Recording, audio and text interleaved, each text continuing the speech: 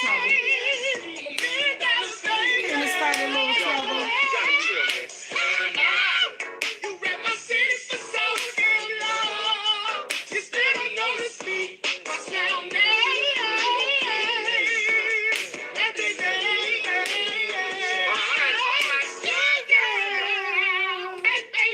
Good morning, everybody. Thank you for coming to rock with me this morning. I appreciate you. Good morning. All right, it's good to see y'all. The title of this foolery today, we about to do what it do, is Modern Black Women Upset with Riverdale Police Over Hair Products.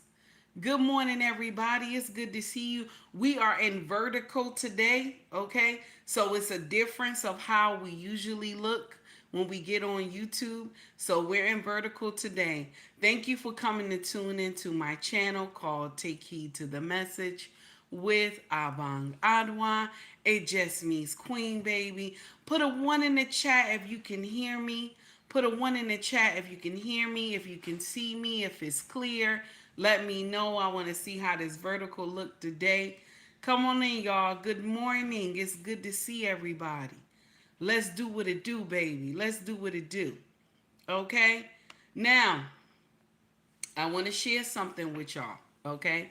I want to share something with y'all. Let's dissect this foolery that happened in Riverdale, in Atlanta. All this foolery happened in Atlanta. Okay? We about to do what it do, baby. We about to do what it do. Now, first, let me give this buckshots in the air for this foolery that happened. Okay? Let me give this buckshot in the air for this foolery that happened down in Atlanta. Yes. Some bullshit that happened down in Atlanta. Buckshot one more time. It just aggravates me how we think that this shit makes sense. Good morning, everybody. Toxicity is woke this morning. Toxicity is woke this morning. Because they said this is what my channel does. My channel is toxic, okay? My channel is toxic. This is what, my channel does is toxic, okay? This is what they said. My channel is toxic. So we gonna do what it do, baby. We gonna do what it do.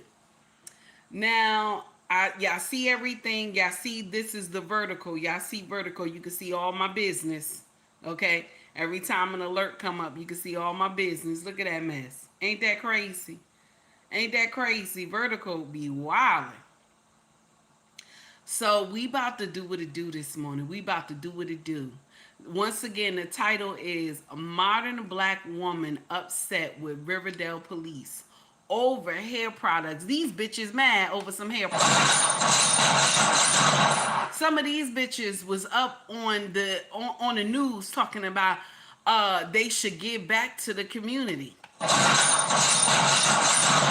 Mind you, the owner passed away and the children did not take on the store. They let the store go. Okay? I'm in the middle, baby. I'm in the middle. Look at the little circle in the middle, honey. They got me on vertical this morning. I'm mad about that. They could have done better than that. And now look at it.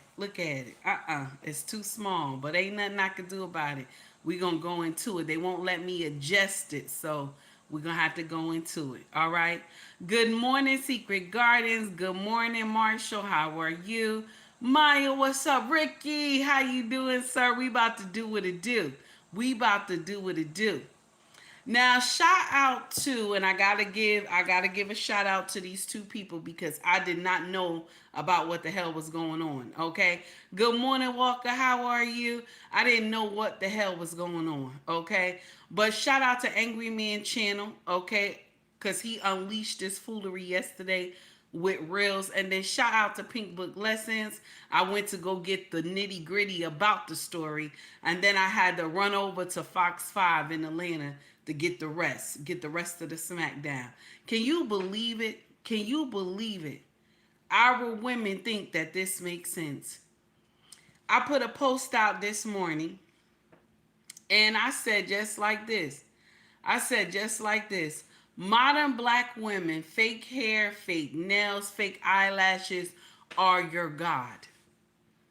Fake hair, fake eyelashes, fake nails are your gods. Ain't that terrible? Why do you think you have to put on all this bullshit to be a woman? All you got to do is take care of your mane. Take care of your mane. Take care of your body. That's all you got to do. Some of us, when we take off all this makeup, all this hair, and listen, I'm not trying to be nasty, but we looking like boogaboo in this bitch. We looking like boogaboo in this bitch. Okay? You got to take care of yourself. Why do we think that this makes sense? I'm sorry. Why do we think that this makes sense? So now you got everybody running down to this place. And one woman told that, this place was going out of business. It was a black woman. Okay, shout out to Angry Man because he shared it yesterday. It was a black woman that told all this business. Okay, came up here and just told everything. Now here we go. We gonna play Angry Man. I want y'all to hear it.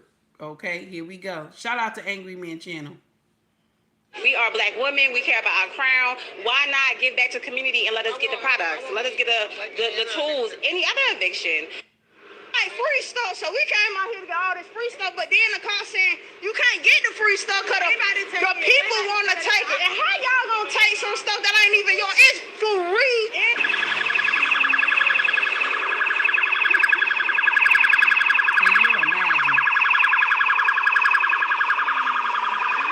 All over some hair, y'all. It's crazy. Yes, we've gone wild. Yes. It's terrible. Black folk. Y'all should be ashamed of yourselves. That's too much. All this taxpayer money for what? For what? Shout out to Angry Man for dropping that one more time because he got some more stuff. Check this out. Shout out to Angry Man channel one more time. Here we go. They have the inmates loading up because now they're saying it's in police possession. They have the inmates down there putting that stuff in those trucks. This is crazy. Because black folks Today didn't think they had to work this hard today.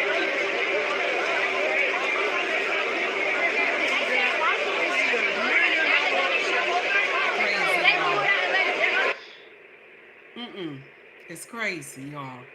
Free stuff. That's what they said. Yes, Ricky. Angry Man shaking his head too. He like, what the hell? I'm telling you. One more time. Here is what the cop had to get on a loudspeaker and say to these hyenas. Okay? They all from the hyena kingdom. Even the males was in that bitch. The hyena kingdom too. They all was there. The hyena kingdom was in full force, y'all. Shout out to Crimson Cure. Medical attention. So any vehicle that will be blocking and left unattended will be towed at the owner's expense. Second of all, the eviction started roughly around 11:30. We have to contact next of kin. We know the owner has passed away, so next of kin will be in charge of what's going to happen with this merchandise here.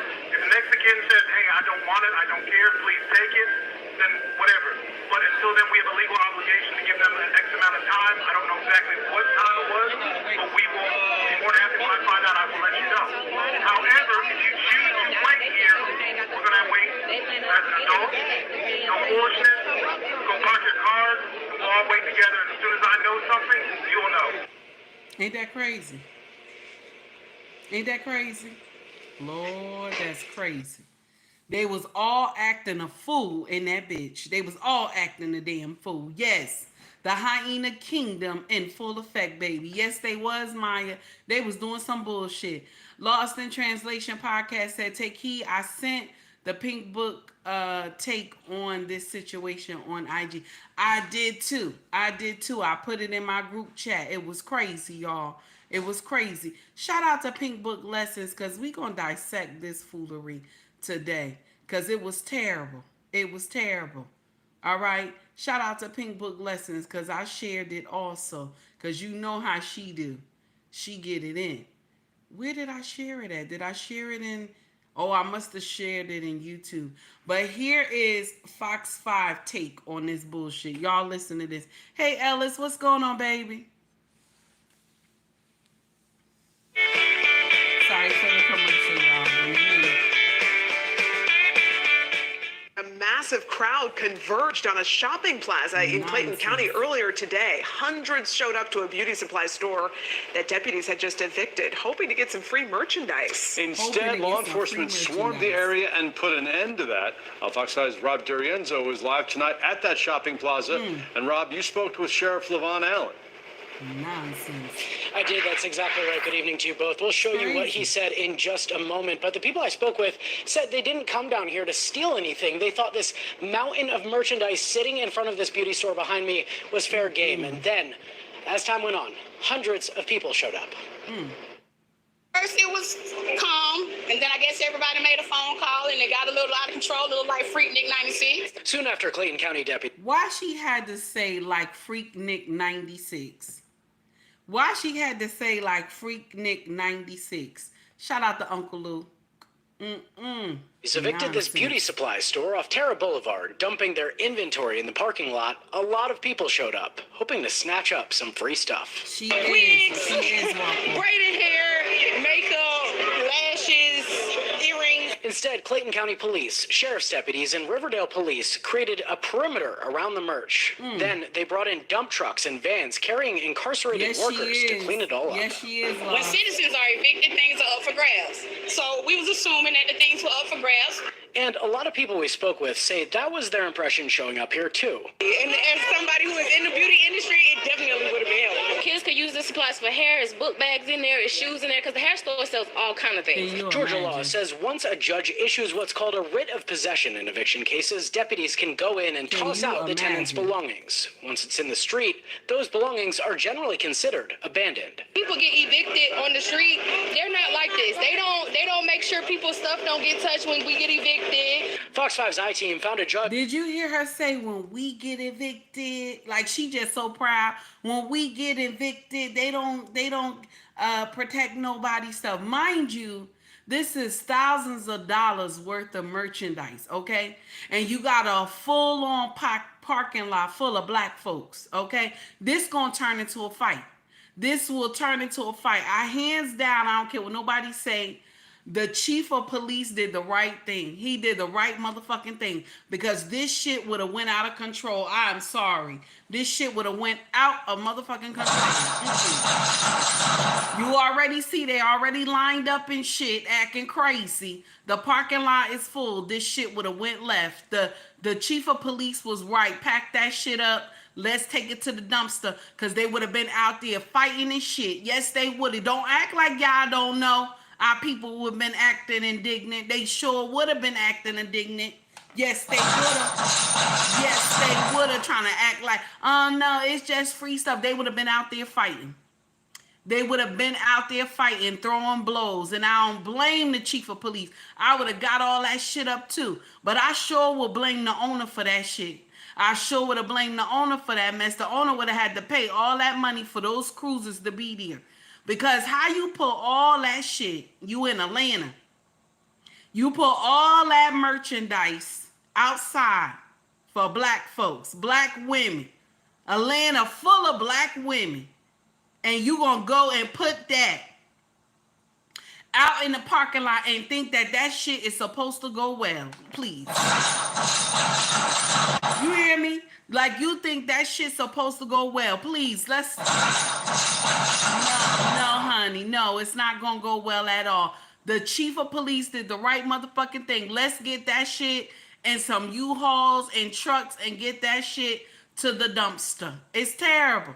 It would have been a full-on war out there. Somebody... Listen, it would have been so bad, some people probably would have passed away because these Negroes would have got some Peace Be Stills and shit and took some people out over a 27-inch wig. Let's act like we understand the assignment and shit. granted a writ of possession to the store's landlord 2 weeks ago, which deputies served this past Friday. So I asked Sheriff LaVon Allen why he doesn't consider this property abandoned. And they could do a lot of good with it versus it just going to sit in a dump somewhere. Whose property is it now? Now, the reporter gonna say, why put it in the dumpster? This would have done some good with it. What kind of good would it have done? What kind of good would it have done? This weave and all these chemicals destroy our hair anyway. What kind of good would that have done?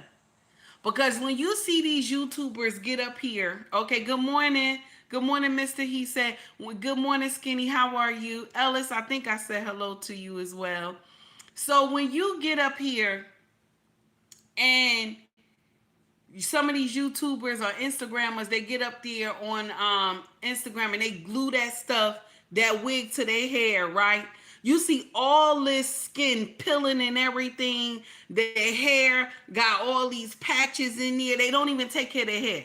Their hair got all these patches and dirt all in it and everything. And then they put that new wig on top of all that bullshit and they don't even take care of their crown. What kind of good would that shit have done to their hair? Please put a 1 in the chat if you can hear me clearly.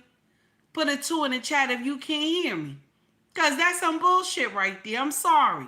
I don't know. No, something is wrong. Put a 1 in the chat if you can hear me. Put a 2 in the chat if you can't. Okay, am I loud enough, damn it? Because I'm so angry. This does not make sense. What kind of, he said it could have done some good. What kind of good could that shit have done? What kind of good can it have done? All these products, all it does is destroy our hair in the first damn place. What kind of good could that have done? Nonsense. Here we go. And if you couldn't hear too well at the end, it was a little difficult to listen to. Sheriff Allen said essentially that this was the store's property. But meanwhile, these people here really, they had a different understanding of this all. And again, our reading of the state law was that this was essentially abandoned property. Russ? Well, obviously the property has value, but it certainly looked like it had been thrown out like trash. Rob, do we know where those trucks ended up? Where'd they take all that merchandise? And Russ, that's a question a lot of people even still have been coming by and asking, where did they put all of this stuff? I want to show you a video that Lovejoy Police posted a little while ago. They say these are these products in the landfill. They say all of those items are being destroyed, telling people not to show up at that landfill, adding they will be monitoring the area. Russ, back to you. So much interest. Check this out. The thing is, they could have had it an auction. They could have sought out buyers to get that stuff. They didn't have to just throw it all out in the parking lot. That's the truth. That made the whole thing crazy. Okay. CDTBs, how are you? Jay LaRaw, it's good to see you. So this whole thing was stupid. Okay. But my problem is these Negroes got out there. Okay. These colored folks, shout out to Messy Michon. These colored folks got out there and did some bullshit. Okay. They got out there and did bullshit, and it don't make no damn sense at all. Okay? Shout out to Pink Book Lessons, because we about to drop what she said yesterday. It don't make no sense how they did all that. Okay? All that. It didn't make one heap of sense in shit. It didn't make one heap of sense at all. And just nonsense. Here we go. Shout out to Pink Book Lessons. Here we go. Many are describing as chaotic right now. We are working to gather more information. Stay with us right here on air and online for the very latest here. This has got to be the most embarrassing story I've seen this year. Watching what unfolded in Clayton County, Georgia, south of Atlanta yesterday literally made me sick. It was very much given a scene from Boondocks. The whole time I was thinking, this cannot be real. It can't be real. No. Well, it was real. And the real secondhand embarrassment is enough for Sister Bernice to put the whole community on the sick and shut in and have them quarantined for the rest of the year. Seriously. The whole Clayton County Sheriff Department on duty responded to a chaotic scene. Dozens of law enforcement officers swooped down on a shopping center off Upper Riverdale Road to control the parking lot where hundreds of thousands of product was dumped outside during an eviction of a once thriving beauty supply store. More on that super ridiculous scene coming up. But first, take a second to make sure you're subscribed to the channel and click the notification bell for all updates. A massive crowd converged on a shopping plaza in Clayton County earlier today. Hundreds showed up to a beauty supply store that deputies had just evicted, hoping to get some free merchandise. Instead, law enforcement swarmed the area and put an end to that. Our Fox 5's Rob Durienzo is live tonight at that shopping plaza. And Rob, you spoke with Sheriff LaVon Allen. I did. That's exactly right. Good evening to you both. We'll show you what he said in just a moment. But the people I spoke with said they didn't come down here to steal anything. They thought this mountain of merchandise sitting in front of this beauty store behind me was fair game. And then, as time went on, hundreds of people showed up. First it was calm, and then I guess everybody made a phone call, and it got a little out of control, a little like Freak Nick 96. Freak Nick Yes. 96. She said she saw so many people out there just running around. It reminded her of Freak Nick 96. I can't believe she said it. Soon after, Clayton County deputies evicted this beauty supply store off Terra Boulevard, dumping their inventory in the parking lot. A lot lot of people showed up, hoping to snatch up some free stuff. Hyena males and hyena braided women. hair, makeup, lashes, earrings. Instead, Clayton County Police, Sheriff's deputies, and Riverdale Police created a perimeter around the merch. They did. Then they brought in dump trucks and vans carrying incarcerated workers to clean it all up. They had to get the locked up inmates to come clean up the mess because you had the so-called free inmates running wild in the parking lot trying to grab free supplies. She said the free inmates. When citizens are evicted, things are up for grabs. So we was assuming that the things were up for grabs. And a lot of people we spoke with say that was their impression showing up here too. And somebody who is in the beauty industry, it definitely would have been helpful. Kids could use the supplies for hair, it's book bags in there, it's shoes in there, because the hair store sells all kind of things. Georgia law says once a judge issues what's called a writ of possession in eviction cases, deputies can go in. Wait a minute. Panther said he lived right around the corner from the spot. No, Panther, you ain't drive down there and see? Because they said the traffic was terrible. Everybody was down there. That's a doggone mess. I'm sorry. That shit did not make no sense. But this is what color folk do, you know. Okay, you Negroes, this is what we do. Okay? Shout out to Messy Mashawn. This is nonsense right here. And toss out the tenant's belongings. Once it's in the street, those belongings are generally considered abandoned. People get evicted on the street, they're not like this. They don't make sure people's stuff don't get touched when we get evicted. She said they don't make sure people's stuff get touched when we get evicted. Why you proud to say you get evicted? Why you proud to say you get evicted? Huh? Why you proud to say you get evicted? With that damn muffin on your head. Why you proud? You ain't even take it off. It's not even a traditional wrap. You got a muffin on your head outside looking hot crazy. Oh, that don't make no sense. I'm sorry. That don't make no damn sense at all. But this is what we do. This is the people that I told y'all.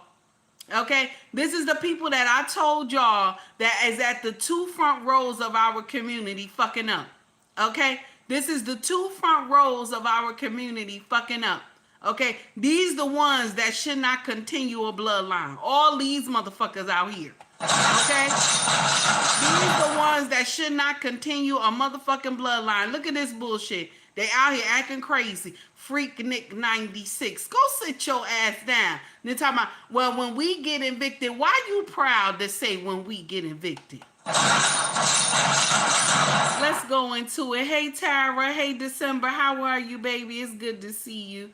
Ricky said, because you are a private citizen, police protects businesses and corporations. Let's go. Let's go.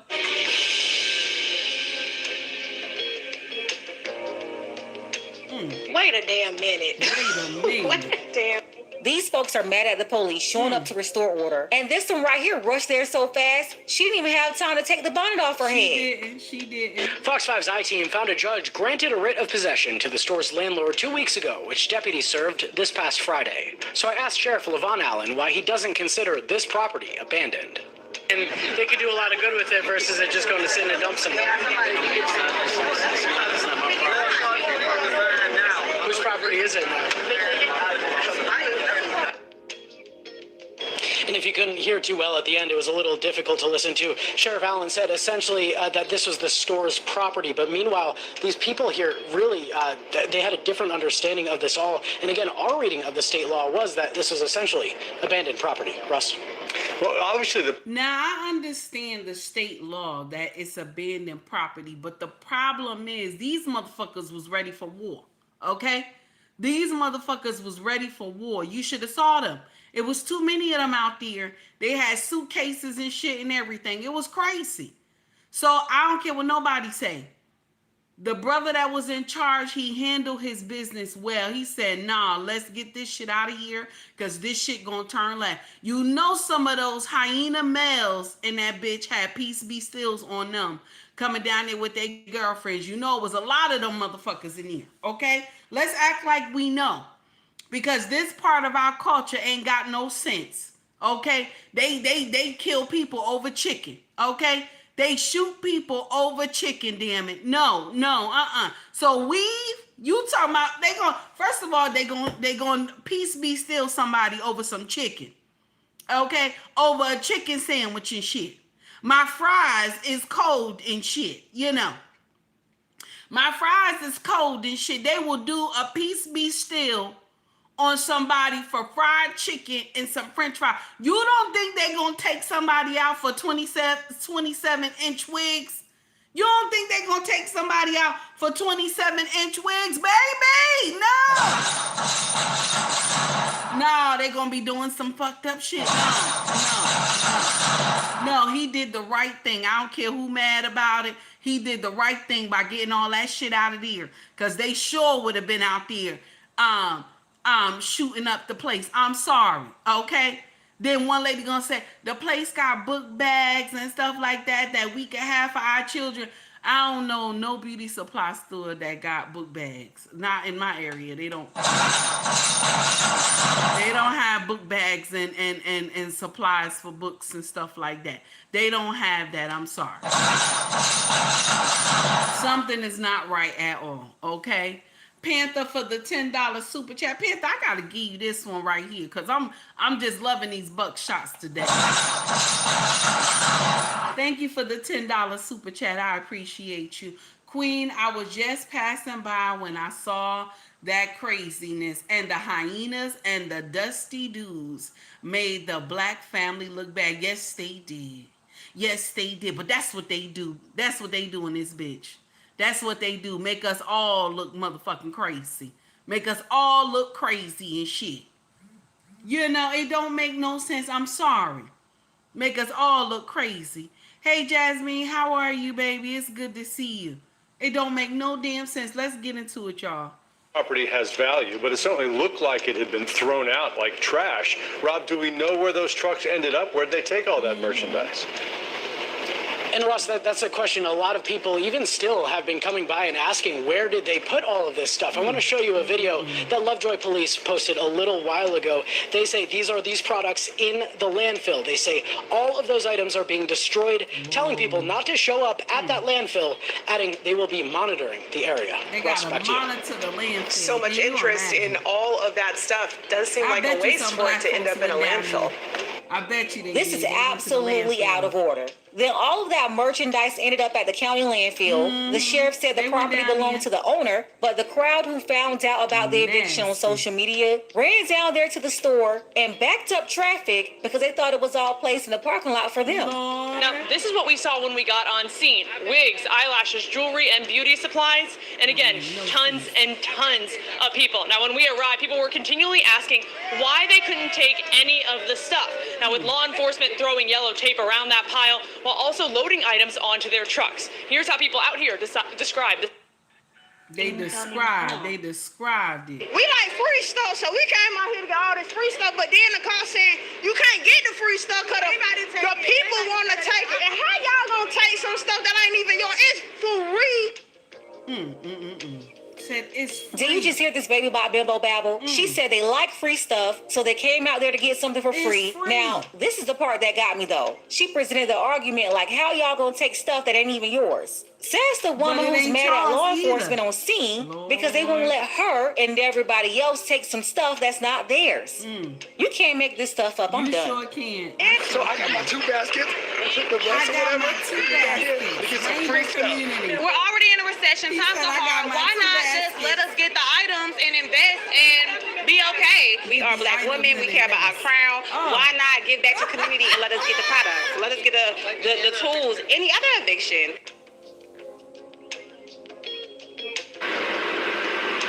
So now you're getting a live look at what's happening now in the.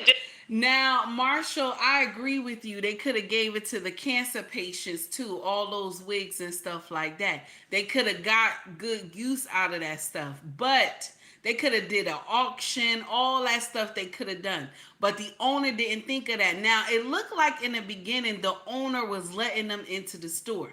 The person who owned the building was letting them into the store and grab the stuff. And they probably started acting crazy because y'all know how black folks do when it's free.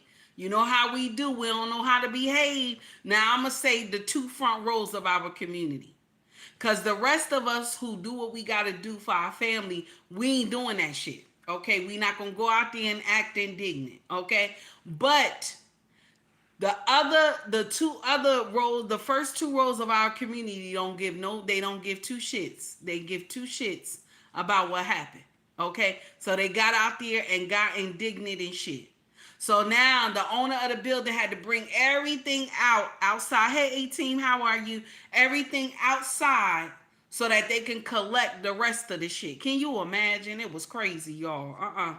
Since I can see folks throwing those supplies into the dump trucks. Now, just for some perspective, we have been out here for hours, but when we were trying to get out here, traffic was backed up onto 75. One, because there were so many people, and then you add law enforcement was rerouting people, blocking off entrances to the property. It took us more than 30 minutes just to get a half a mile. So a ton of people wanting to be right here on this parking lot in Riverdale tonight. Yeah. This story was all over local Atlanta news yesterday. Several news agencies covered this scene. They had news choppers flying around, reporters on the ground, and this story was highlighted on a bunch of Atlanta news stations. All over Atlanta news Along stations. Upper Riverdale Road in Jonesboro. Joshua, what does it look like out there right now?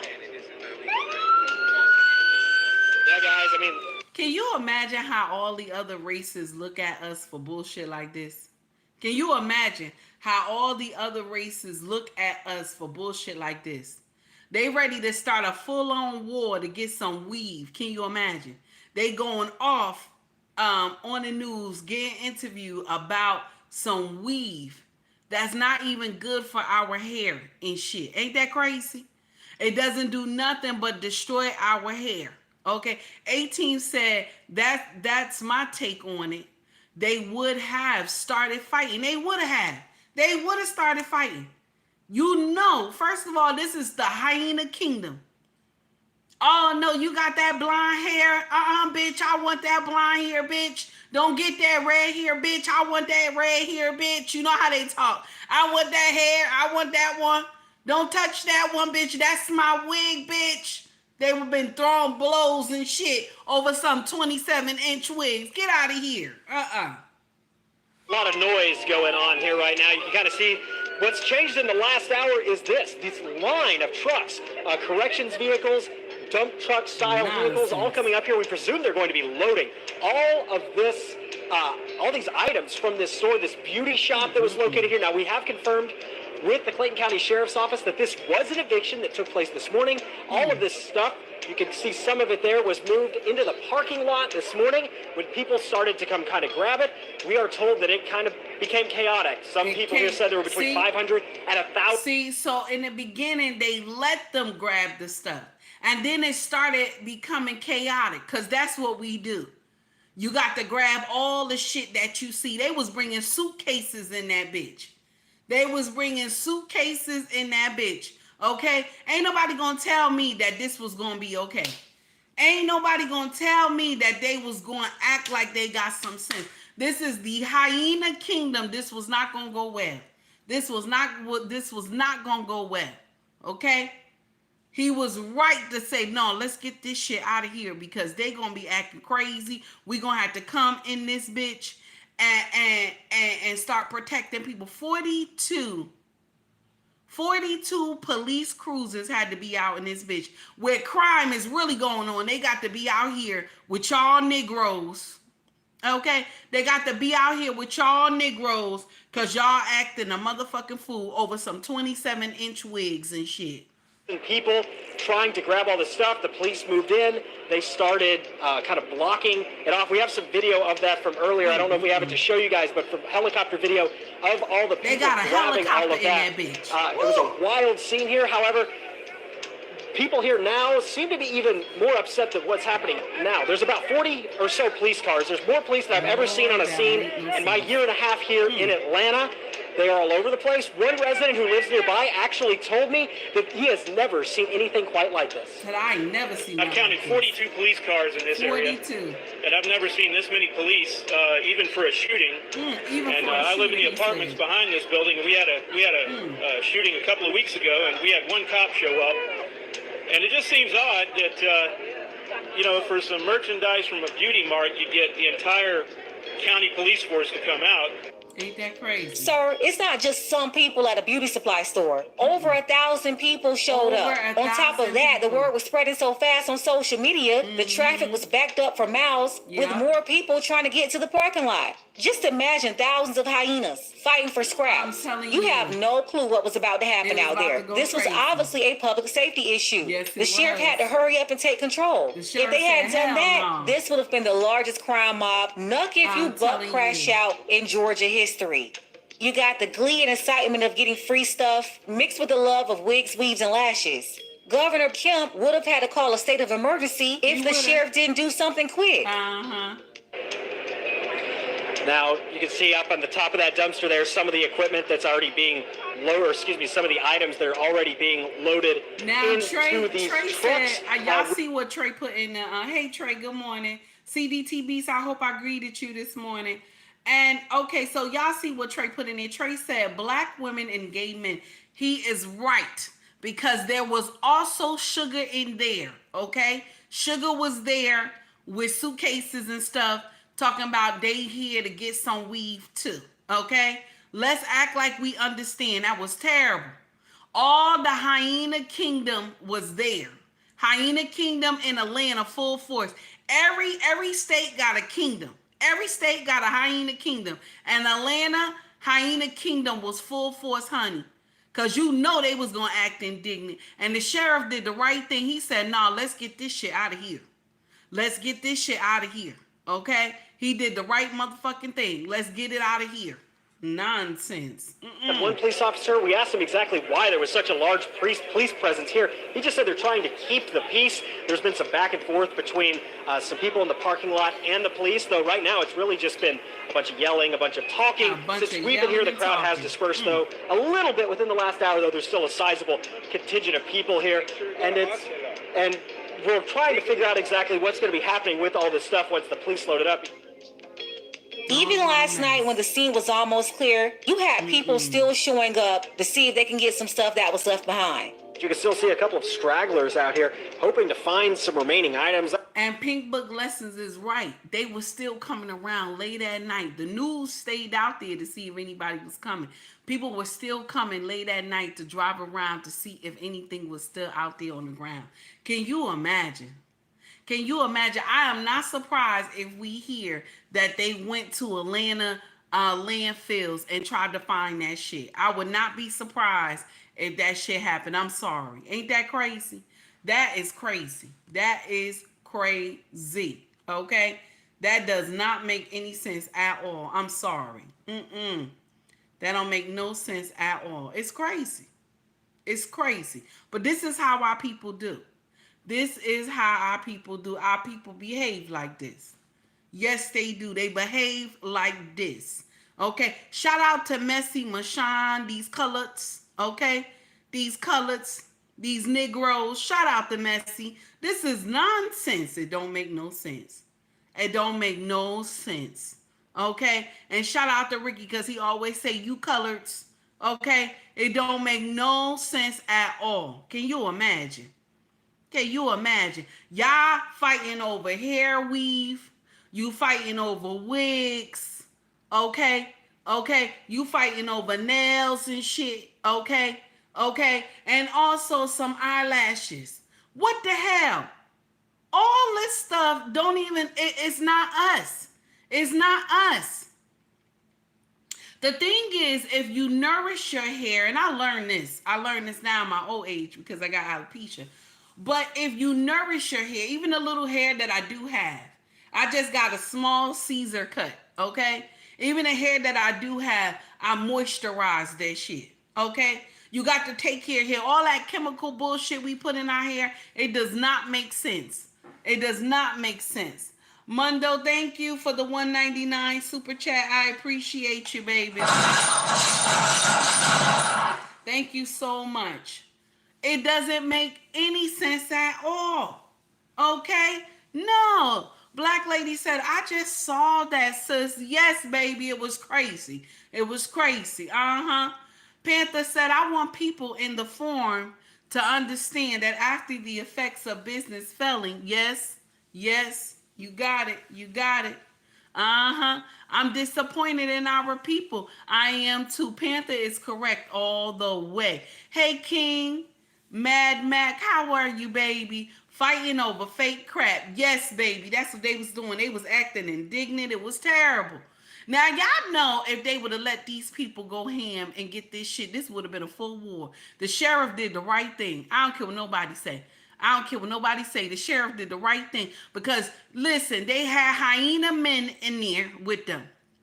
And y'all know those hyena men, they be in the streets and shit. They be having peace be stills on them and everything. They would have hurt some people. Mind you, this is the same group. I told y'all, because 2 front rows of the black community as these motherfuckers right here. They would have had, they listen, if they can delete somebody over a chicken sandwich and shit, okay? If they can delete somebody over a chicken sandwich, you know good and hell well they gonna delete you over a 27-inch wig. Come on now, let's act like we understand. It's all been moved away. I don't think they understand how they degraded themselves. This is worse than homeless people digging in the trash for food. At least for the homeless, food is something they need to survive. That's but true. These flamingos flocked out here for beauty supplies. They did. But again, this all started over beauty supplies. It started during the eviction. This is what it looked like on the inside. When all the merchandise. So the thing is, they show a picture of how the people were inside the store.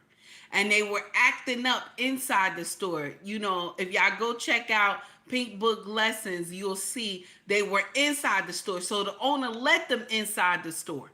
The one who owned the building let them inside the store. And they must have was acting a damn fool inside the store. And he said, no, let me just put this out here and y'all just grab whatever you can grab from out here. Okay?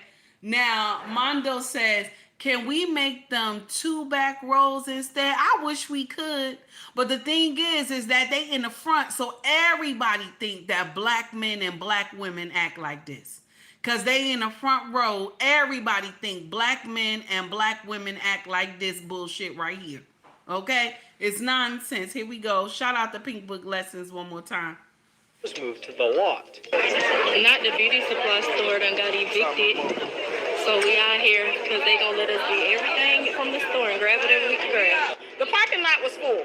The parking lot was full like 1996 Freaknik. According to a law enforcement source at the scene, the size of the growing crowd became a safety hazard. And that's the reason why they're like this now, because they couldn't control the crowd. Even if they would have moved the caution tape, it would have been too much of a commotion. As morning shifted into afternoon and the temperatures climbed, it became clear that the Clayton County Sheriff's Office was not going to let people get to the items. It turned into cops basically getting aggravated with the crowd. There was no violence, but bystanders wondered if all this was necessary.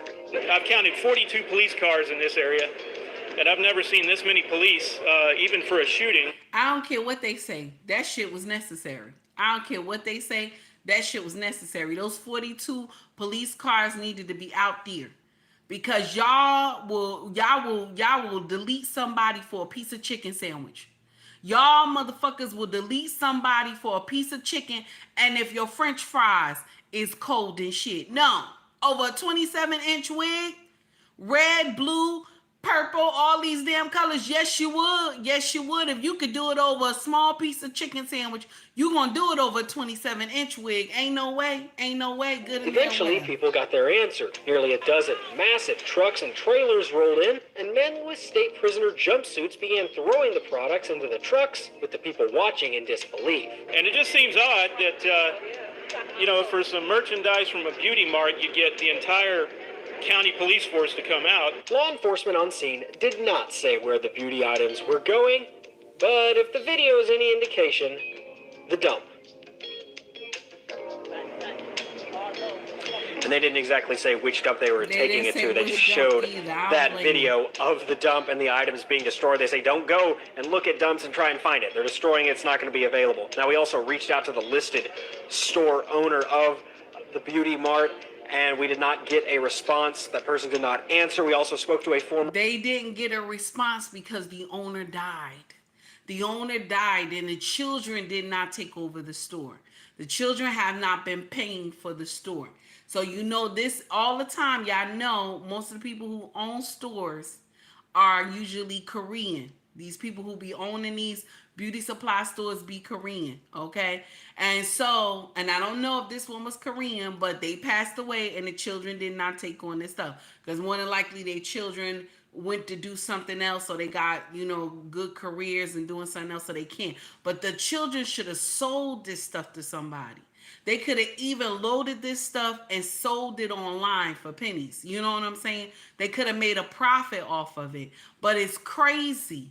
You know what I'm saying? Look how our people we say we black and we proud, but we want to have European standards.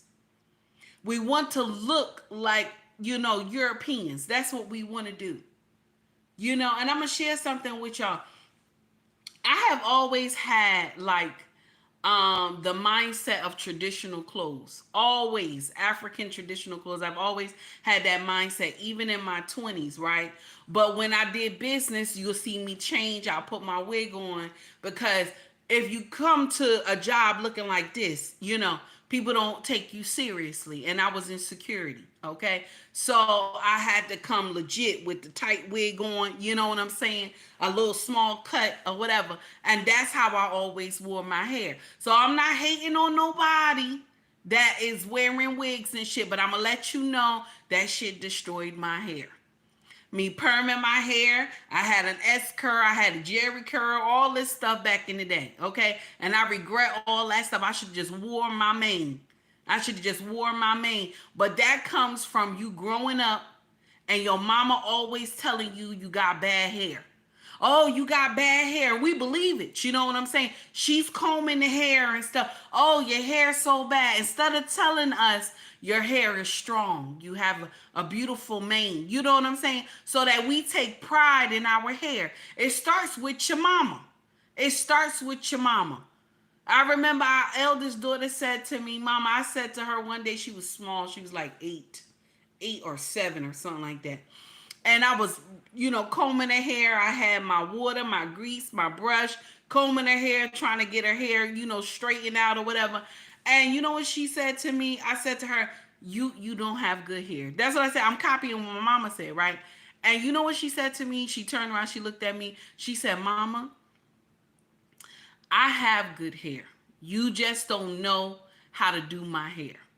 I couldn't even get mad at her. I couldn't even get upset with her. I just looked at her. I said, Mama. She said, Mommy, you have to learn how to do my hair. You have to learn how to do my hair. Because I have good hair. And she did. All the girls got strong hair. And they all, once you put a little water, a little grease, and take time to braid it, it come out beautifully. Okay? So all my girls in the house, they wear afros. All of them wear afros. They love their mane. Okay? They love their mane. Okay? And I was so sad, y'all. Okay? When she said that to me, because that's the shit my mama said to me. Oh, your hair is horrible. You got bad hair. This is what they used to tell us back in the day. You got bad hair. telling us all this bullshit. We believe in it. And then once you get your hair perm, right? Because, you know, back in the day, now, let me not say perm. Back in the day, they used to put Jerry curls in our hair real quick. And back in the 80s, Jerry curl in your hair real quick, honey. You had that Jerry curl, okay? Listen, let's act like we know you going to get that Jerry curl in your hair, okay? Make sure you wear that plastic bag on there. Y'all remember the plastic bag and shit, okay? You got to go to sleep with that thing on your head. You can't even sleep right. The shit make noise. Every time you turn one side, turn to the other side, the shit is making noise while you trying to sleep and shit. Okay? Your pillow be soaking wet. You go to people's house, you lean your head back, you got to lean your head up like this. Okay? Because you don't want to touch the back of their chair and shit. Okay, y'all remember Coming to America with Eddie Murphy when they had the whole family and shit. Just let your soul glow. Soul glow. Y'all remember? Okay? And this is when they said your hair was good. Oh, your hair looks so nice. They'll pull your hair back and shit, put that little clip in it and stuff, make you look, all slick on the side and shit. Y'all remember? Don't act like you don't know. Don't act like you don't know. Okay, let's act like it. They tell you, mama tell you, oh, your hair looks so good, mama. Your hair looks so good. Your mama proud of you. But if you had the natural hair, yes, the banana clip, that's right, baby. And if you had the natural hair, your mama tell you you got bad hair. You got bad hair. That's because you ain't know how to do the hair, mama. You ain't know how to do the hair. I remember when our daughter told us that.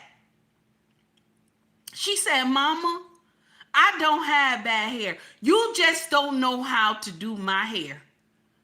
You just don't know how to do my hair, Mama. Because we want to live by these European standards and wear red, purple, blue, blonde and shit. And we get mad with these white women when they braid their hair. If they went somewhere and they went to Africa for vacation, we mad with them because they got their hair braided like us and shit. Or they went to the island or something, they got their hair braided, somebody did their hair. And we mad with them talking about, hey, green beans, talking about, oh, she thinks she black. We gonna start saying y'all think y'all white. Because you will wear this wig, that blonde wig, you know good and hell well, especially Joy. Joy will get up there, y'all know Joy Reid. Joy will get up there and wear a motherfucking blonde wig, but she says she proud to be black. But you'll get up there and wear a blonde wig and dye your your eyebrows and shit blonde so that shit'll match with the wig. Yes, I said it. Yes, I said it, damn it. With that blonde ass wig on, she got rocking and shit. She think that shit is cute. You know, you brown skin like me and shit, you got some blonde wig on and shit. No, that shit look terrible. Once they turn out the lights, all they see is that motherfucking wig. I'm sorry. Nasty. Wait a minute. Let me do some buck shots in this bitch. That's nasty. I'm sorry. That's what you think makes sense right here. With that blonde ass wig on, no, you don't look right in that shit. I look good and shit. That 27. I don't blame the sheriff and shit. I don't blame the sheriff because y'all motherfuckers would have been in there fighting and shit. Somebody would have took out a piece be still. A couple of Negroes would have got sent to glory. Yes. A couple of Negroes would have got sent to glory. Yes. Nasty. Let's get into it. Hold on, y'all. Employee here at the Beauty Mart. She told us that this used to be a very popular place until about 3 years ago when the owner passed away. She said their children took over, and it's kind of just been going a little bit downhill since with a poor economy, the pandemic. The store just hasn't been what it once was, and it eventually obviously wound up closing, and its items strewn all over the front of this parking lot. But again, it was an intense scene, but there was no violence, just a bunch of loud, somewhat angry, and hot people standing by and watching. Reporting live in Jonesboro, Joshua Skinner, Atlanta News First. On one side, you have people so destitute, they will dig through piles of beauty supplies. The optics of this scene alone was just too much for me. I'm telling you, this made me incredibly sad and angry at the same time. The strong, independent women was out there with a few broken wrist men, getting mad at black officers, led by a black man, directing mostly black prisoners to clean up all the mess. I'm saying though, if you don't see what's going on and how black people continue to set themselves up for this environment, I don't know what to tell you.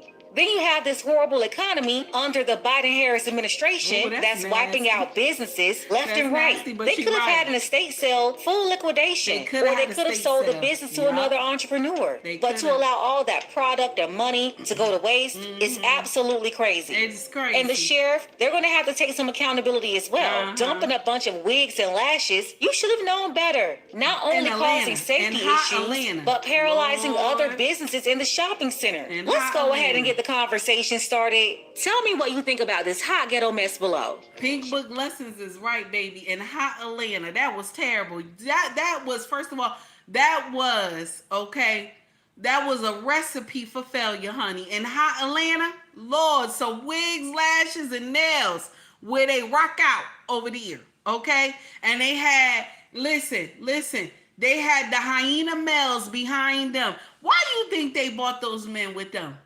So if shit go left, okay, they had protection. Hot Atlanta, that's right, baby. Miss Straight Up No Chaser. What's up, baby? Yes, it was nasty, honey.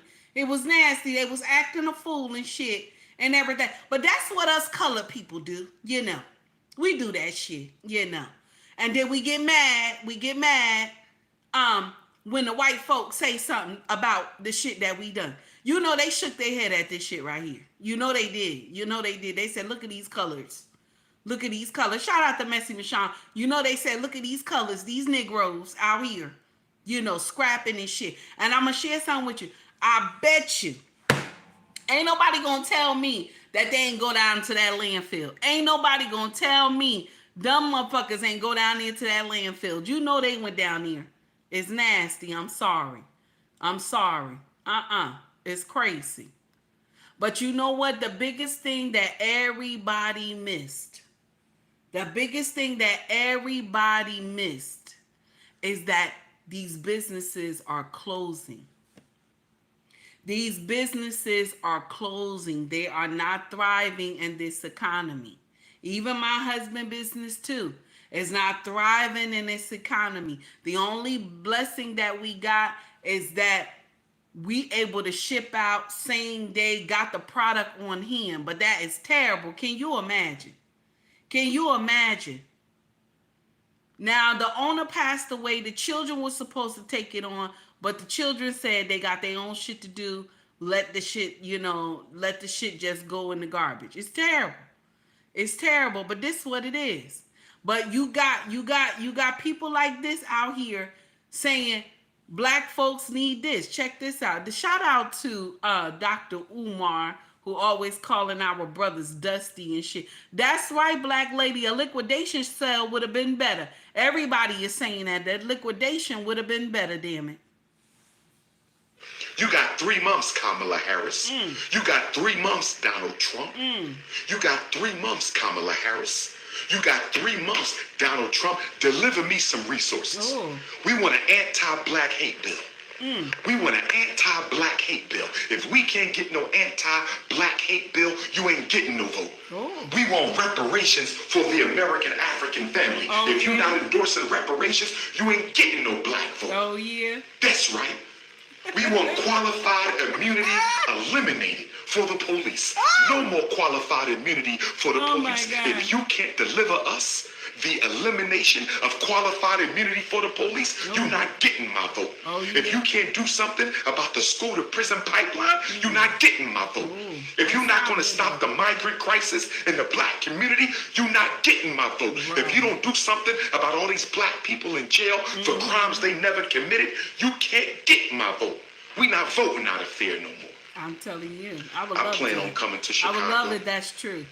I plan on coming to Chicago. I'm flying straight in from Jamaica. I'm coming straight from the land of Garvey to Chicago to stand with my Springfield, Illinois brothers and sisters. I'm standing with the family of Sonia Massey. I'm standing with my Chicago African family at the Democratic National Convention. We cannot let the Palestinians show us up. And much respect to the Palestinians. They have a right to fight and protest. I ain't got no issue with y'all. But I'm fighting for my people first, and you should be able to understand that, and I'm not making no excuses, and I'm not explaining myself. You fighting for Palestine in Chicago, I'm fighting for black people in Chicago. You do you, and we gonna do us. Much respect to the Palestinian people. You fight your fight. But I'm only crying for black people. I'm only struggling for black people. I'm only pushing for black people. So we coming to Chicago. We want justice. We want justice. Every black person in America, if you can only get to the DNC for one day, if you can only get to the DNC for 6 hours, if you can only touch the ground and walk around in the protest, you need to be on out there. This is about the future of our babies, our community. We can't take this laying down no more. Democratic Party wants you to vote because you're scared of Donald Trump. Republican Party wants you to vote because you're tired of the Democrats. We're not voting out of emotion. You better put some food on my plate. What you gonna do about the banks practicing racism and discrimination against the American African people? What you gonna do about all these banks discriminating against us and redlining us? What you gonna do about gentrification? Ain't nobody voting for nobody. Nothing. Shout out to Dr. Umar because everything he said makes sense. And y'all know sometimes some of the shit he say don't make sense. But Kamala said, she said this. This is what Kamala said. Kamala said, listen, I ain't doing shit for black people. That's what she said. I ain't doing shit for black people. That's exactly what she said. And Dr. Omar sitting up here acting like he ain't hear what she said. But she said it, I ain't just gonna do things just for black people. That's what she said now. Y'all better act like you understand, okay? Now, I know we done jumped into something else, but I just want y'all to hear it because that's what she said. I ain't just gonna be doing anything for just black people, okay? And listen, y'all don't get offended because it is what it is. She ain't lying. She ain't lying. This is what she said. I'll just post this video here and see where it goes. So I'm not going to sit here and say I'm going to do something that's only going to benefit black people. No. Why did y'all pass a law only for Asians? Okay. Why did y'all pass a law only for Native Americans? Okay. Why did y'all pass a law only for transgenders? Okay. Why did y'all pass a law only for LGBTQs? Why did y'all pass a law only for immigrants? If you can't do anything just for black people, this is what she said.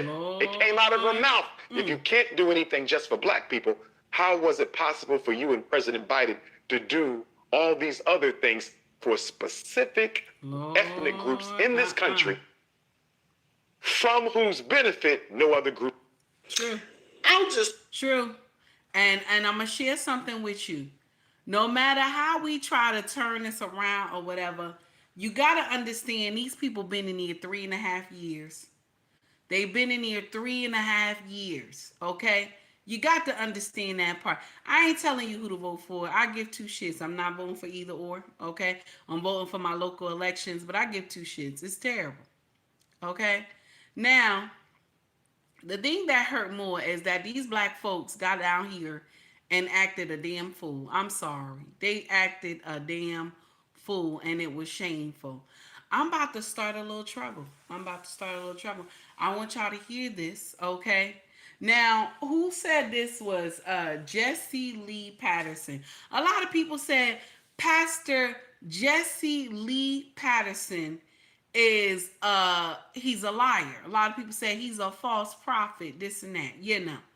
They said this is what he is. He's not a good person, this and that, okay? But I said, I like to start trouble. I don't care because what he said is right. It's in the Bible, though. Even though they say he a false prophet, he's a troublemaker, he this, that. What he said is right, and I'm about to say it. I'm about to make y'all mad, and it is what it is. And you said you were married to a preacher woman at one time, right? Yes, sir. Never, ever, but never marry a preacher woman. You married the devil.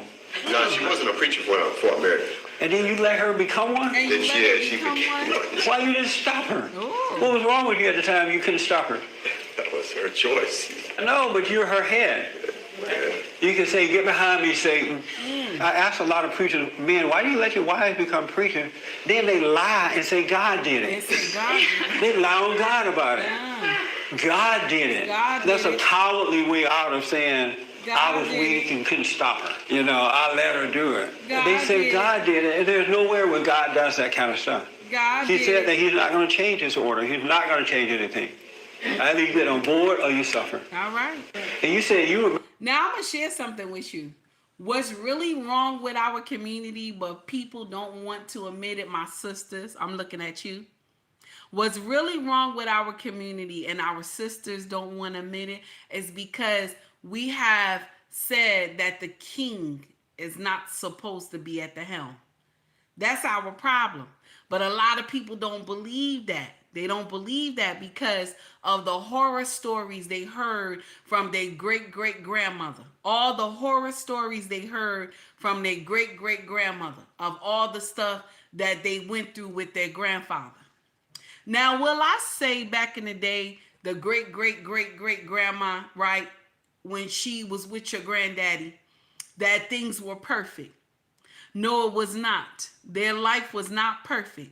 But I want to share something with you. Some of those men who were mistreating their wives, right? There was a reason. Because check this out. And nobody want to tell this story, but it's true. Okay? Now, back in that time, they had a lot of children. Sometimes they had 12. Sometimes they had 14. Sometimes they had 16. Okay? Okay, I can't, baby. I can't 18. They got this vertical thing, so it doesn't let me blow it up. So what happened is that, hey, Daniel, so what happened is, say they had 12 children, right? Okay, 6 of them looked like granddaddy, right? And mind you, granddaddy, let's talk about it. Granddaddy, okay, worked out of state. So he would come home, like once in a blue, he would come home, okay? And every time granddaddy would come home, right, grandma be pregnant. And then so when these kids are born, they don't look like the first set. They don't look like the first 6. So granddaddy is starting to look like, what is going on? Why is this child high yellow with red hair and, you know, hazel eyes, okay? And then granddaddy one day sitting on the porch. Let's talk about it. Hey, Grace. One day granddaddy sitting on the porch and granddaddy see, you know, the mailman, okay?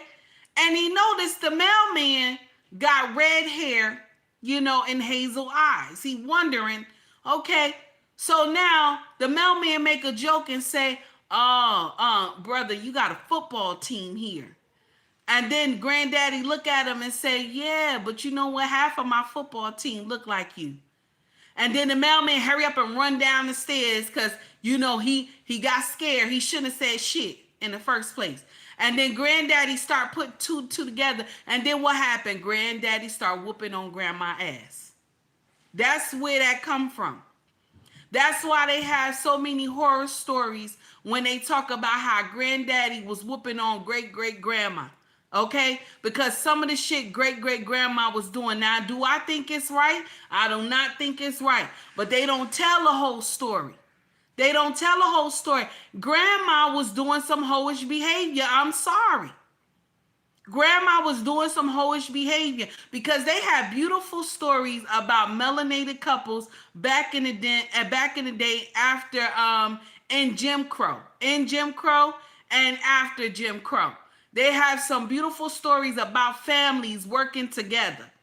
Okay, now I'm not sitting up here saying Jim Crow was an amazing time for black people. No, it was not. Jim Crow was horrible for us. But the thing is that family stayed together. And the sad part is that grandpa had to continue to live that lie. He knew that the six oldest ones was his, but the other 6 was not his. But he had to combine all those kids together and raise those children as his own. Okay? He had to do that. And you know what? See, shame, shout out to Mrs. She said, shame was running rampant back then.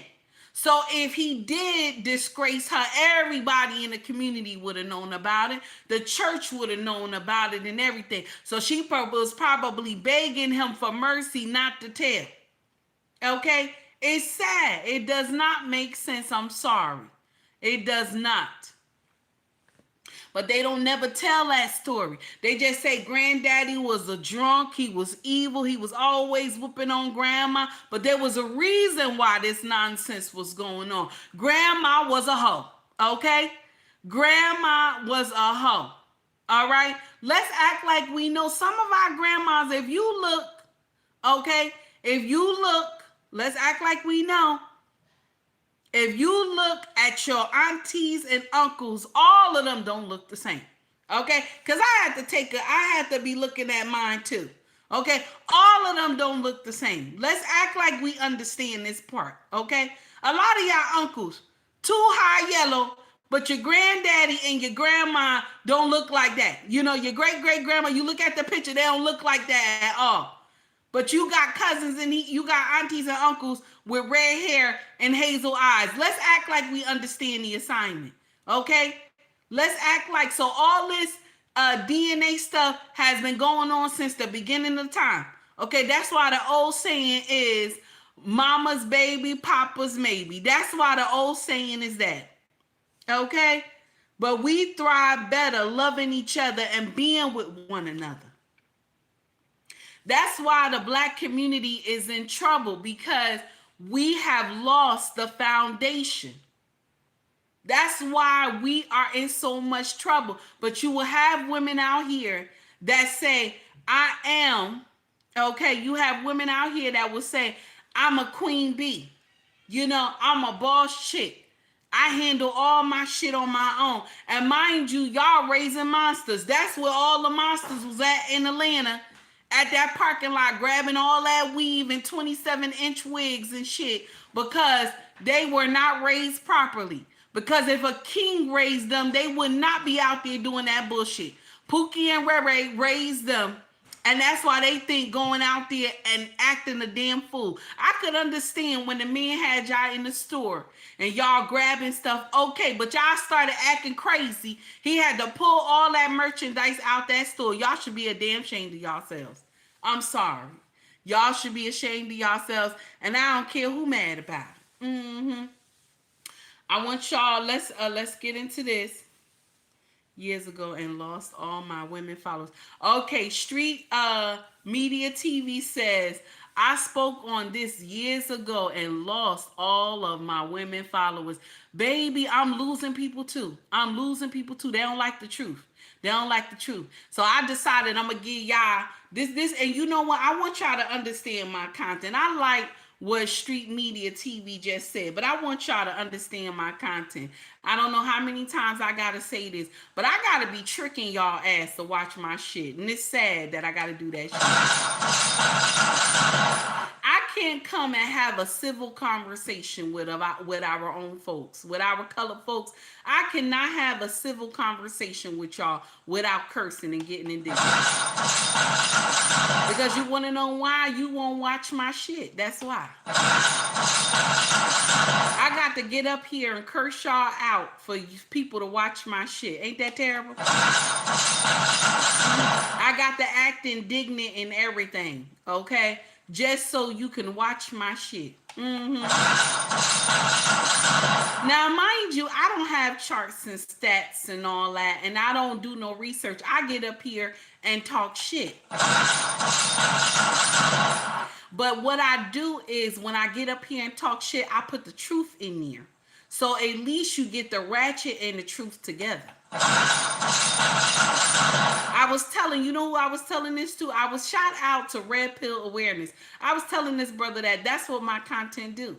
I will give you the ratchet and the ghetto. Ratchet and ghetto is the same. But I will also put the truth in that bitch. Ain't that terrible? Ain't that terrible? Like, y'all just can't take the truth regularly, me talking to you. I got to be ghetto with it for you to get the understanding. That's what hurt my feelings the most. That's why when people say take heed, your channel is toxic, you give off dopamine, they're right. That's what I do. When they say that you a gossiper, when they tell me, oh, all you do is start trouble and everything like that, and let me share something with you, I'm not offended. That's what I'm doing. That's what I'm doing. So all the shit that I have been through when I was growing up, I tell y'all my stuff is life lessons. And I tell you that I have been to the end of this road and that shit don't end well. That's when I get in here and start talking. It's sad. It's sad that I got to bring all this ghetto shit and talk ghetto and act hood and shit for my point to get across. And I got to curse everybody out for y'all to understand the lesson. Yes. And you know what? Red Pill Awareness started laughing. He said, well, I say yes, that's what I have to do. That's my trick. That's why y'all like my shit. If I get up here and say, well, today, y'all, you know, this is what happened in Atlanta, and I'm so surprised that our people were acting so indignant, and I'm just surprised that they were so hood with it, and I'm just embarrassed about how they behaved. None of y'all were watching my shit. Yes, none of y'all will watch my shit. So when I get in here and I curse and everything like that, that's my way of bringing you in. Ain't that terrible? That's terrible right there. It's terrible. It don't make no sense. It don't make no. Now I ain't talking to all of y'all because all of y'all can sit there and listen to a conversation because a lot of us are Crimsonites and Crimson don't curse. She don't. A lot of us are Crimsonites, and I'm one of them, okay? And Crimson don't get in there and curse. She don't do it. She will get in there and she will give you the lesson. That's what I love about her, okay? But the people that follow me are people who don't, you know, y'all can't sit for a few minutes and listen. I got to curse y'all motherfuckers out. It's terrible. It's terrible. I'm sorry. It's terrible. Yes. Shout out to Crimson Cure. She always dropping it. And then people will say to me, take heed, you may not know all these things. You may not have charts and stats, but you real. That's true. That's true. I am real. That's one thing. I'm real. The shit that I tell you, it really happened. I got people that can co-sign my shit. Okay? That's the difference. That's the difference. Now, let's get on to something else because there's some bullshit right here. Let's get on to something else. Here we go. My mother, who raised me and my sister. Here we go. Here we was go. a proud woman. Mm-hmm. She was a brown woman. She was an Indian woman. She was a woman with a heavy accent. That was Indian. She was a woman who many times people would overlook her or not take her seriously. Because she was Indian? Because of her accent. Because she was Indian? Shout out to White School Podcast. I know y'all couldn't hear that well, but there's an Indian content creator that is talking about Kamala Harris. And when she says her mother was calm, her mom was quiet, she was not heard. He said because she was an Indian woman. And Indian women are not loud. They are not ghetto. They're very quiet and passive. That's what he's trying to say. Ain't that terrible? He shouldn't have made that real at all. Now, we about to get on something because I want y'all to hear how black women, this is how we treat our brothers. This is how, now, Embrace said this channel is not for the weak. This true. It's true. It's true because I got a lot of followers that had turned on me. They mad as shit with me. But I'm going to share something with you. I give two shits. I don't care. So now listen. Joyce Reid has a meltdown on the live because she's upset. She's arguing with a Republican, a black Republican senator. She's arguing with him. And she's saying that he said that black people live better in Jim Crow. Okay, he didn't say that. He didn't say that. I watched the whole video. She's lying, but she's gaslighting it. Joy Reid need to go. She need to go. She like to disrespect men. She need to go. I bet you she don't have no husband. If she do have a husband, he a simp. He a simp. Okay, worse than a simp. I don't know what's worse than a simp. Okay, but worse than a simp. Damn it. Shout out to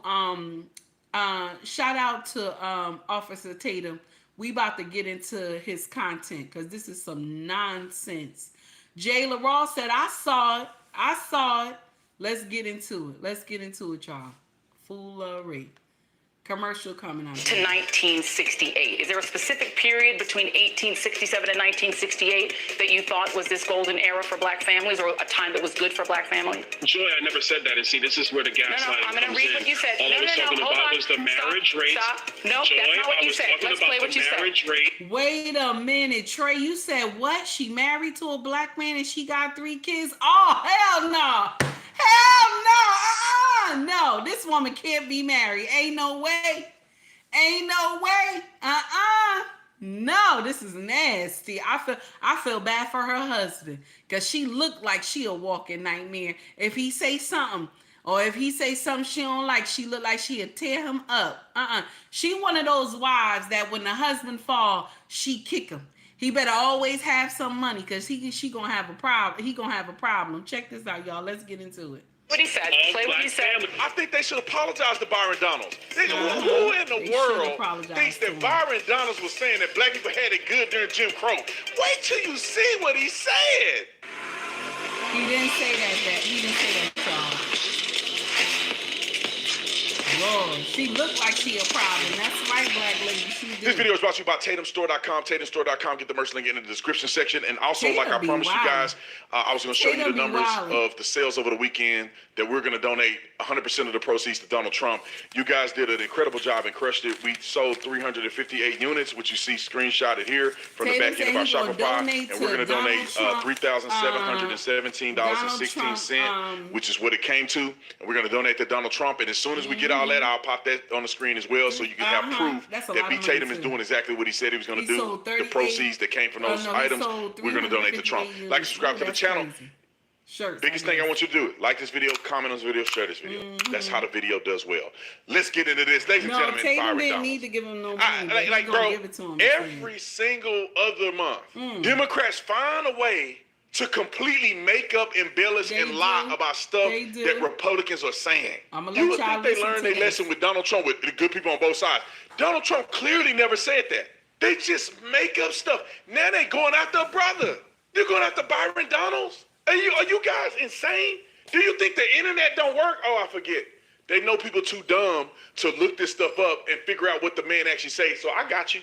I'm going to save y'all time, effort, and energy. I did it so you don't have to do it. Share this with your liberals and these crazy leftists that try to say that Byron Donalds was. Wait till you hear the arguments they have against Byron Donalds.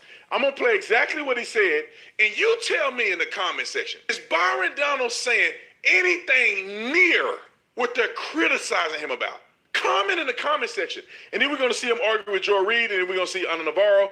These women owe him a apology. He should sue them for defamation. Roll the clip. And so one of the things that's actually happening in our culture, which you're now starting to see in our politics, is the reinvigoration of black families with younger black men and black women. And that is also helping to breed the revival of a black middle class in America. You see, during Jim Crow, the black family was together. That's right. During Jim Crow, more black people were not just conservative, because black people always have been conservative-minded, but more black people voted conservatively. And then H.E.W., Lyndon Johnson, and then you go down that road, and now we are where we are. What's happened in America the last 10 years, and I say it because it's my contemporaries as well as his contemporaries, you're starting to see more black people people being married in homes, raising kids. It's when you home with your wife raising your kids, and then you look at the world, you're saying, oh, wait a minute, time out. This does not look right. How can I get something to my kids? It goes back to the conversation of generational wealth. But remember, this is back in the day when we had some common sense. That families stuck together back then. That we loved one another. We married more back then. And that's all he was saying. He wasn't saying that back in Jim Crow was the best era for black people. Nobody believes that. Because back in Jim Crow era, you were able to walk into a black family house late in the midnight hour, snatch the people out of the house, delete all the men, burn the house up, and everything like that. Nobody would sit here and believe that Jim Crow was an amazing era for black people. But she brings up one incident that happened over millions of incidents that happened. Okay? Over millions of incidents that had happened. But she bring up this one thing saying that how could you say that black men, that it was good for black families to have black men when, okay, when two white men were able to go in to someone's house. She gonna talk about it. She dancing around and shit. Two white men were able to come into a house that was governed by a king, take him and his son and hang them. Okay? And she gonna say, how is it that he couldn't protect the family? Mind you, check this out. Do you know how many people were run down on black families? They didn't just have one Caucasian man out there. They had a full-on group of people. Okay? Full-on group of people when they used to come and get the fathers and sons. But she gonna try to say, how come the father didn't protect? Now, mind you, there wasn't a lot that could have been done back in that time when a whole group of white folks was coming to destroy one family. Okay? Especially if you lived out far and nobody knew where you lived at. Especially if you didn't have close relatives or family to come help. Because when these gang members, because I had to say gang members, came and destroyed the house and set the house on fire and put a cross in front of the house, black folks were scared. But she's saying, oh, because a man was there, the house was not protected. So what do you mean that we need men? Can you imagine? This is the mindset of black women. This is the mindset of black women. Thank you, Trey. Thank you, Trey, because you know I can't say it. They'll be acting crazy on my stuff.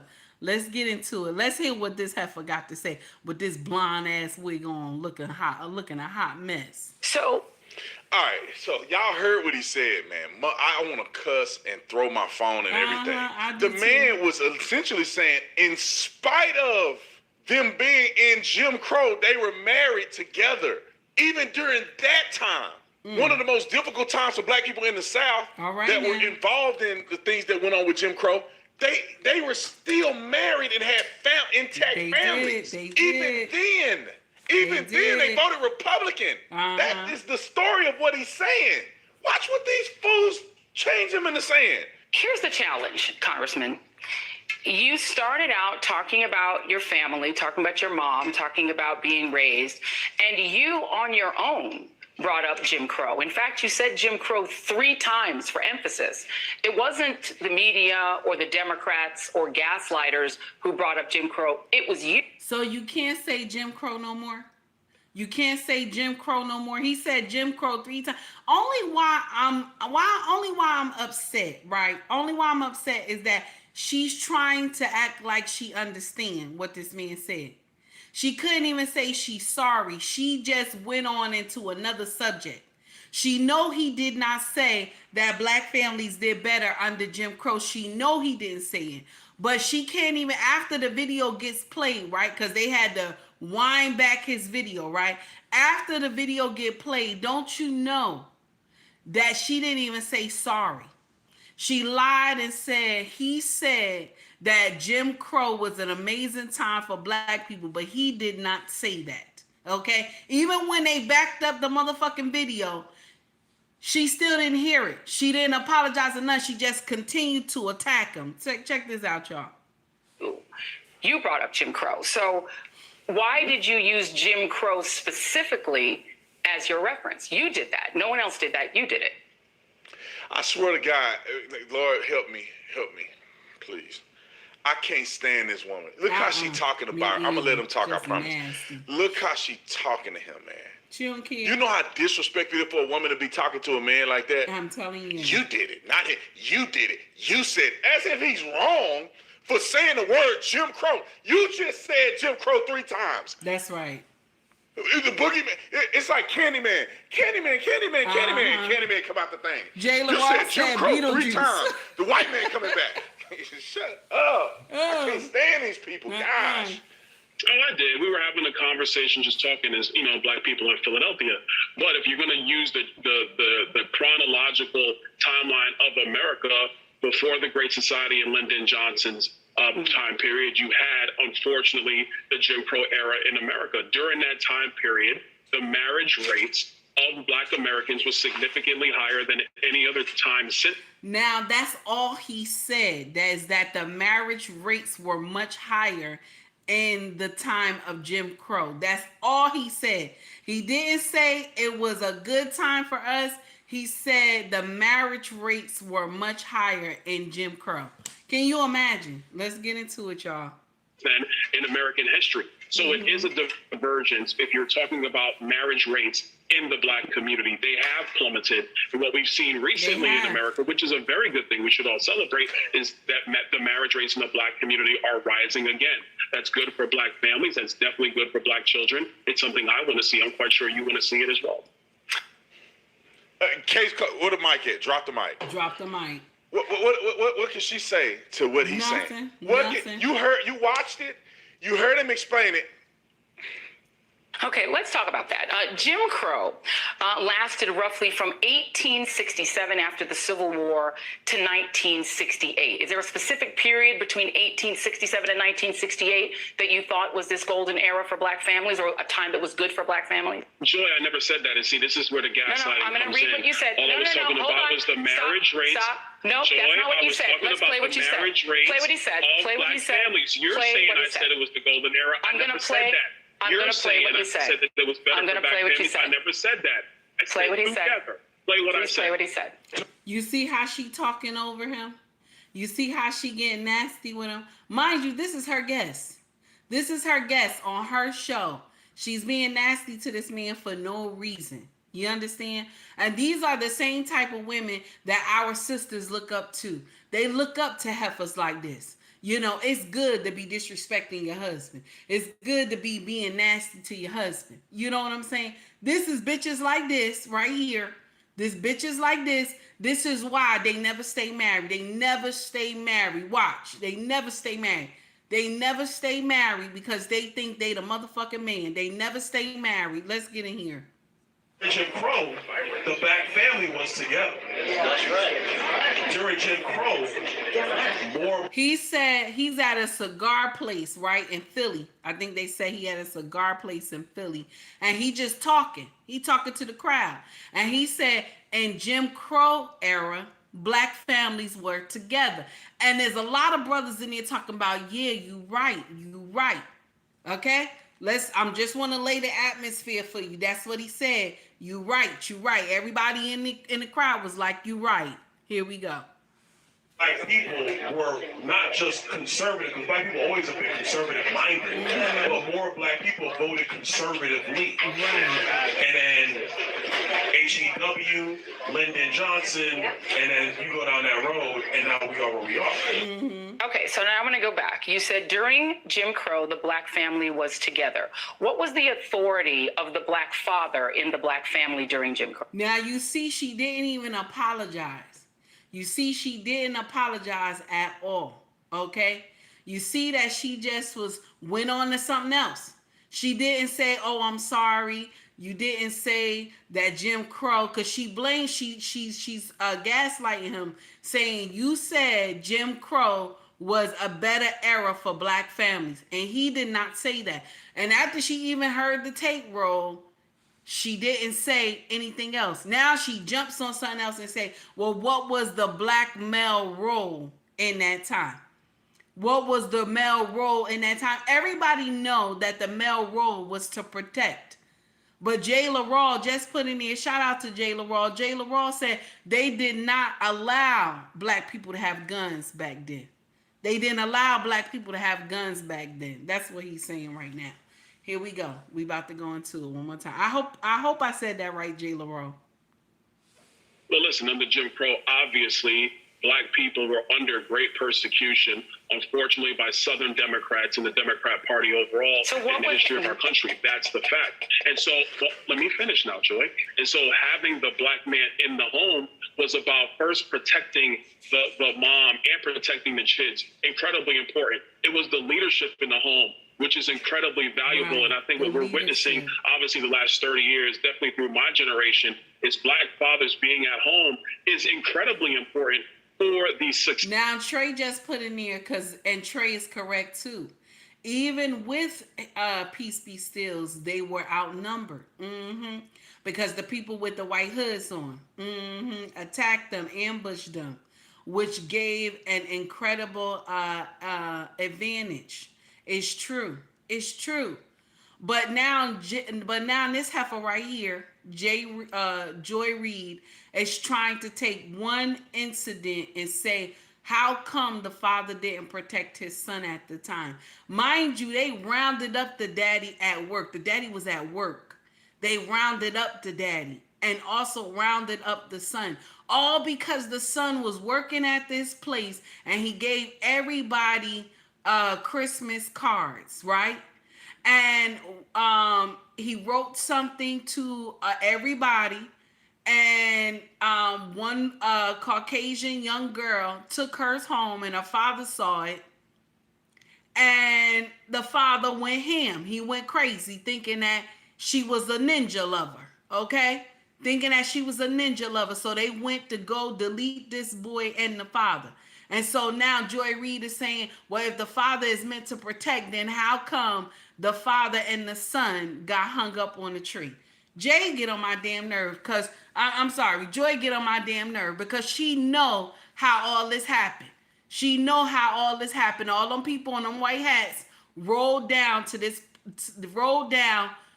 young man's house and took him and the daddy. Good morning, Underrated Darkness. It's good to see you. Of black children go. How do you have a problem with what he's saying? What is the man saying? You, Jay. I'm sorry, baby. I was trying to say Jay. I was trying to say Joy Reid. Every human on planet Earth will say, I agree with that. And it's not just a black thing. That's everybody. Fathers in home help to breed success for kids moving forward. He said fathers in homes. That's for everybody. Fathers in homes help children breed well, like be able to do things properly with the father in the home. And everybody always miss that part. The father is needed, but we out here preaching, I don't need no man, men ain't shit, and all this other bullshit. And these kids is growing up without daddies. They growing up without structure. And here we go, got Hot Atlanta, everybody in the parking lot, the hyena kingdom. When you ain't got no daddy and you ain't got no structure in your house, you are part of the hyena kingdom. Unless your grandfather or your uncles or your godfather took you under their wing to try to train you, okay? But if you ain't had a steady role model in your life, you came from the hyena kingdom. And I don't care who get mad about it, because I came from the hyena kingdom, damn it. I came from the hyena kingdom. And my husband had to teach me. Now, mind you, I ain't want to be all, when I got grown, I wanted to change how the way I behaved. But Lord, I still needed a teacher. Let's get it right. Nonsense. Joy Reid get on my damn nerve. That is a great thing for our country. That's something that has been proven throughout time. So what I'm talking about is not the golden era of Jim Crow. That's ridiculous. I would never say that. And that is the gaslighting that I'm standing up to. Now I'm going to talk. Do I have a chance? Good. Now, you talked about the black father being... the black father being in the family and being able to protect the family. Now I want to talk about something that happened during this era. You said that what you were talking about was the presence of the black father in the home to protect his wife and family. In 1943, in the state that you represent, in Florida, a young man named Willie James Howard, who was 15 years old, was lynched. During Christmas of 1943, Willie Howard sent cards to all of his coworkers at the Van Priest Dime store in Live Oak, Florida. Unlike the other cards, Willie's card to Cynthia Goff, a white store employee, revealed a youthful crush. His greeting expressed hope that white people would someday like black people and concluded, "I love your name, I love your voice. For SH, sweetheart, you are my choice." After reading the card, Cynthia's father, Phil Goff, brought two friends to the Howard home and demanded to see Willie. Despite his mother's pleading, the men dragged Willie away and then kidnapped Willie's father, James Howard, from work. The men drove the two Howards, I should say, to the embankment of the Suwannee River, bound Willie's hands and feet, stood him at the edge of the water, and told him to either jump or be shot. Willie jumped into the cold water below and drowned while his father was forced to watch at gunpoint. Willie's dead body was pulled from the river the next day. Well, first of all, Joy, the story you bring up and you're bringing up is a tragedy, one of the great tragedies of the Jim Crow era. This is why those policies they were disgusting and distasteful. Hold on, I gotta say something real quick. These fools are so big at gaslighting. You're talking about an era. I want you to understand how this is, y'all. Okay, I want you to understand there were two men in the article. That's what it says, two men. But we know when these people get ready to ride with the white hats on, it's a group of them. It's not just two people. It's a group of these people. It's a whole mob that's coming to this house, okay? And then mind you, they had peace be stills, okay? And Joy is trying to say, how come the father couldn't protect his son? Now listen to me. They already bound the daddy. They already bound the daddy. The daddy had to watch them delete his son, okay?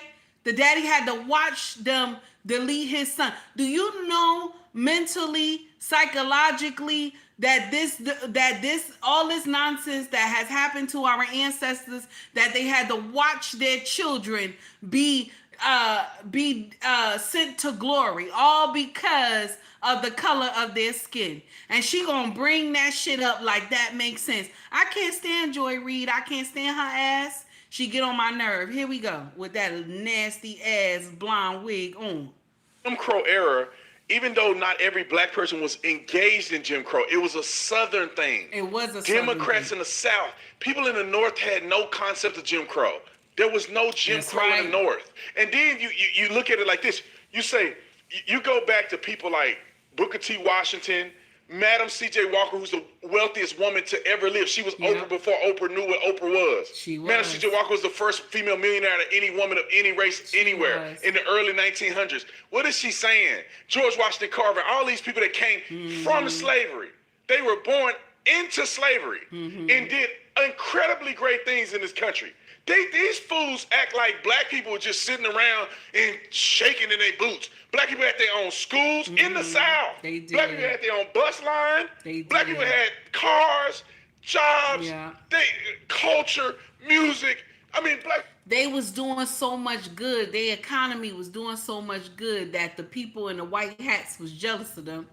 And so they went down and burned down towns and everything and businesses too. So they were thriving on their own. They were thriving back then. Even though Jim Crow was a nightmare for us, we were still thriving because why, y'all? Why? We stuck together. We stuck together. We were family. This is the thing. This is the thing that we're missing in our community. We stuck together. We're doing it all. In the 20s, there was Black Wall Street in Oklahoma, in Tulsa, that they are talking about. The white man burned down Black Wall Street, and 2 years later they had it all put back together.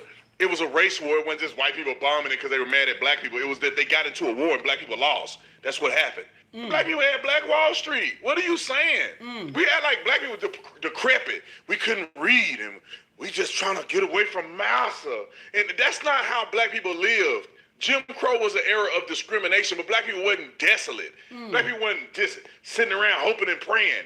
Martin Luther King lived through Jim Crow. What are we saying? Martin Luther King emerged, and all these other great black leaders. Come on, man. God dang, these people are stupid. So that era, what was the benefit of a man in the family? Again, sir, I'm sorry, I let you talk for a long time. Sorry, talk over you. You've gotten a chance to speak a lot, Congressman. You're going to answer my question now and not filibuster. This is the question you... This man is a king. This man is a king. That's why he can't let her get up there and disgrace him. This man is a king. Because if he was not a king, he would just sit there and let her continue those lies. He would just sit there. This man is a king. I'll kid you not. I know y'all mad like, oh, no, take heed. This man is a king because this is how my husband engaged. This is how my husband engaged. My husband will tell you this is what it is. This is what it is. This man is on his A game, and he not letting Joy say what the hell she want to say. Because this your guest. Why are you even talking over your guests? Why are you talking over your guests? I'm just saying. I'm telling you, it's crazy. Answer, Joy, this but is the question you need to answer. That's what I'm trying to answer. Men, that's what I'm trying to answer, Joy. Give me a second. Take a breath. Take a breath. If a black man could not protect, it's my show. If a black man, a black father, could not protect his wife, his son, or himself from lynching and violence, how is him being in the home mean that that is an era that was better for the black family? Or that she fucked up for saying that. She fucked up for saying that. Let me go back. Y'all want me to rewind back? Let me go back. What you want me to rewind back to? What you want me to remind back to? Because that's fucked up. You heard what she said. How come the father could not protect him and his son from being lynched? Mind you, this is a mob that's coming to get them. It is not just two people. This is a mob coming to get them. Okay? Okay? That does not make sense. That does not make sense. Now, y'all, I shared this in our community tab too. So y'all can go into it as well. And I'm going to roll it back just a little bit. I want y'all to hear. Let's go back. Here we go. Person was engaged in Jim Crow. It was a Southern thing. Democrats in the South, people in the North had no concept of Jim Crow. There was no Jim Crow in the North. And then you look at it like this. You say, you go back to people like Booker T. Washington, Madam C.J. Walker was the wealthiest woman to ever live. She was Oprah before Oprah knew what Oprah was. Madam C.J. Walker was the first female millionaire to any woman of any race anywhere in the early 1900s. What is she saying? George Washington Carver, all these people that came from slavery, they were born into slavery and did incredibly great things in this country. These fools act like black people were just sitting around and shaking. Oh, no, come on now. Black people had their own schools in the South. Black people had their own bus line. Black people had cars, jobs, culture, music. I mean, black people were doing it all. In the 20s, there was Black Wall Street in Oklahoma, in Tulsa, that they are talking about. The white man burned down Black Wall Street, and 2 years later they had it all put back together. It was a race war. It wasn't just white people bombing it because they were mad at black people. It was that they got into a war and black people lost. That's what happened. Black people had Black Wall Street. What are you saying? We act like black people decrepit. We couldn't read and we just trying to get away from massa. And that's not how black people lived. Jim Crow was an era of discrimination, but black people wasn't desolate. Black people wasn't just sitting around hoping and praying. Martin Luther King lived through Jim Crow. What are we saying? Martin Luther King emerged and all these other great black leaders.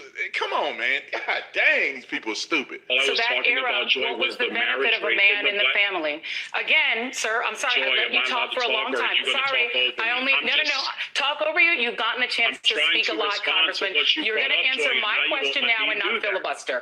This is the question you want. This is the question you need to answer. That's what I'm trying to answer. Men, that's what I'm trying to answer, Joy. Give me a second. Take a breath. Take a breath. If a black man could not protect, it's my show.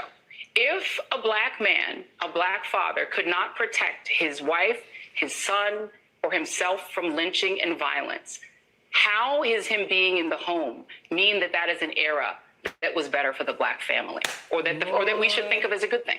First of all, Joy, I never said that it was better for Black people in Jim Crow. I have never said that, and even my own words say that. If you're talking about the importance of Black fathers in the home, or frankly, all fathers in the home, it is always for the betterment of children, to have leadership, yes, for safety, so having two people in the home to help provide the economic needs for those children so the family can succeed. That is a wonderful thing. We should always get back to that, not to Jim Crow. And this is the point of the gaslighting and the lying that is occurring with what I said.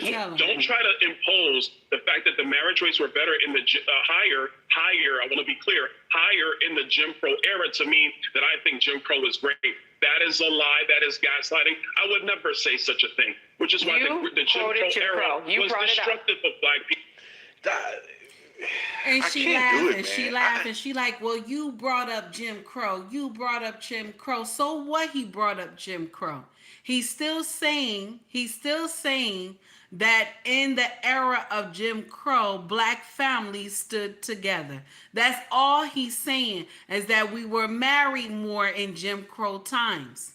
We thrive more in Jim Crow times when it came to marriage. Nobody can sit in here and agree that Jim Crow was an amazing time for Black people. That's not true. That is not true. But we cannot get up here and just say right now, the era that we in right now, is it amazing for Black people and the families? Oh, hell to the no, it's not. Oh, hell to the no, it's not. Because Hotlanta, y'all should be ashamed of yourselves. Y'all motherfuckers out there trying to take everything. And y'all, first of all, listen, y'all shoot somebody over a piece of motherfucking chicken. You gonna delete somebody over a piece of motherfucking chicken. Okay? That's what you would do. Delete somebody over a piece of motherfucking chicken and some cold French fries. Okay? This is not a good era for Black folk, because it's y'all hyena kingdom that is the first two rows that do bullshit that fuck us all up. Yes, I said it. Here we go. Joy, why? Joy Reid, why do you gotta try to make some? This is another fellow Black man. Damn it. Y'all talk about Black people and Black people, and then you get another brother that come on the show, nothing in his speech said anything that you're saying. He come and he explained to you that's not what he said, and they can't accept it. She can't accept what he said. There's another one, Ana Navarro. You know what? That one get on my nerves. This one coming up, she's aggravating to me too. Let me pull her clip up, because I just want y'all to know it's just not Joy Reid. They even went on the View and started talking. Something is going on. I just want y'all to hear. This is a real quick clip. Their Only like a husband minute. cheating on somebody. Listen to what she said. It's like Harrison Bucker. Like they just make up something that he said and then get mad about it. Bro, if he doesn't know, shame on him. Because there is nothing worse, I think, that when people achieve certain status and... Hello, I find it interesting that Democrats who are not Black can bash Black men. But Republicans who are not Black start talking about Black men, they go, you don't know what you're talking about, you ain't Black. You can't talk about Black men, you don't know our struggle. But they let this woman talk about a Black man, and she ain't a man, and she ain't Black. She ain't. How she get to criticize this man and get validation for it? Listen how stupid she is. And certain rights, and don't appreciate, take for granted the struggles, the death, the fights, the marches, everything it took to be able to give Byron Donalds the opportunities he has now. Because under Jim Crow, he couldn't vote. He wouldn't have been in Congress. He couldn't have married his wife. He's married to a lovely woman named Erica, who's white. She look Hispanic to me. Did y'all know that we had Black congressmen? Did y'all know that we had Black congressmen after slavery and stuff like that? Did y'all know that? We had mayors, we had governors. Did y'all know that? They never told y'all that, right? But we had Black people in power. We had Black people in power. She don't know what she talking about. She lying up here. I'm telling you, she lying up here. We had people that were in Congress. She's lying. Here we go. But this how they do the gaslighting and stuff like that. They do the gaslighting and everything. And her name is Erica. Okay. Interracial marriage was illegal in Florida until 1969. He could have not gone to Florida State University. For over 100 years, black students were not admitted to that university. But they had black colleges. Even if he couldn't go to Florida, he would have been at a black college. You know what I'm saying? Even if they had black colleges, they had black schools. She's up here lying, gaslighting and shit. Here we go. Yeah, that's Florida State. That doesn't mean they can't go to another school. That don't mean that they didn't have their own schools. What are you talking about? They just didn't have to live in Florida. They could have got married somewhere else, or they could have got married. See, I don't even know if I believe everything she's saying. That in Jim Crow, all of Florida wouldn't let interracial marriages. They wouldn't let you. I have to fact check that. Don't make me fact check it right now. Be in the same house with she a, had to look with it a up, white so I want woman, to trust her word for it. and Okay. you weren't married, or a black man and you weren't married. Gentlemen, I did a quick Then look. you had to search be married. And you That's obviously what they have had to do more the problem research for me to with in completely Florida. disprove her. Okay, But just in that's two what cases, they had the problem with in Florida. It wasn't that they didn't allow interracial marriage. It was just that you of y'all different color race, okay, y'all from you white or you black, they did not allow, good morning, world class, they didn't allow you to shack up, okay? It was against the law to shack up. They didn't say you couldn't marry. They said it was against the law for you to shack up in Florida, okay? That's what they said. And you know what? They should make that law everywhere. I'm just saying, just for everybody. You ain't supposed to shack up. It shouldn't be a color thing. It should be y'all motherfuckers can't be shacking up and raising babies and shit and then nobody married. That should be the law for everybody and shit. Cause we out here making all these babies and no daddy is around and shit. You know, and then you come to social media crying, talking about you need a man after you done had 6, 7 children, talking about you need a man now. You ain't think about that when you had that first, or either the second one. You ain't think you needed a husband then. You didn't think about that shit. Now you think about it, you know. Here we go. Tatum is about to drop what the law is. Here we go. Love versus Virginia and McLaughlin versus Florida. It doesn't articulate exactly what she's saying. Because when you look at it, and this is a little bit from Wikipedia, but you can look at it in somewhere else, and then I'll put the 2 articles in there. It says the United States, many U.S. states historically had anti-miscegenation laws which prohibited interracial marriages, and in some states, interracial sexual relationships. Some of these laws predate the establishment of the United States of America, and some dated to late 17th and early 18th century. And a century or more after the complete racialization of slavery, 9 states never enacted the law, and 25 states had repealed the law by 1967. So majority of these states aren't even enforcing it, and many have repealed before the date that she's saying in the 60s. Now, Love versus Virginia in 1967 completely outlawed people being discriminating against others federally that are interracially in a relationship. McLaughlin versus Florida, and I'm just reading decisions and I'll put it on here. This is 1964. This was specifically in Florida talking about interracial cohabitation outside of marriage. So it appears when I'm reading this that that Judge Justice White made a decision or an opinion, and this is her opinion. So when I read this opinion, you tell me, is she specifically saying that they can't be married or they can't fornicate because they're not married? Let me read it. It says any Negro man and white woman, or any white man and Negro woman who are not married to each other, who shall habitually live in or occupy in the nighttime the same room, shall each be punished by imprisonment not exceeding 12 months or by fine not exceeding $500. If you look at it, the articulation and the actions that are presented here in Florida in 1964 seems to be dealing with cohabitation, fornication outside of wedlock. So that means that these people could be married, but if they're not married and they're living together, it's against the law.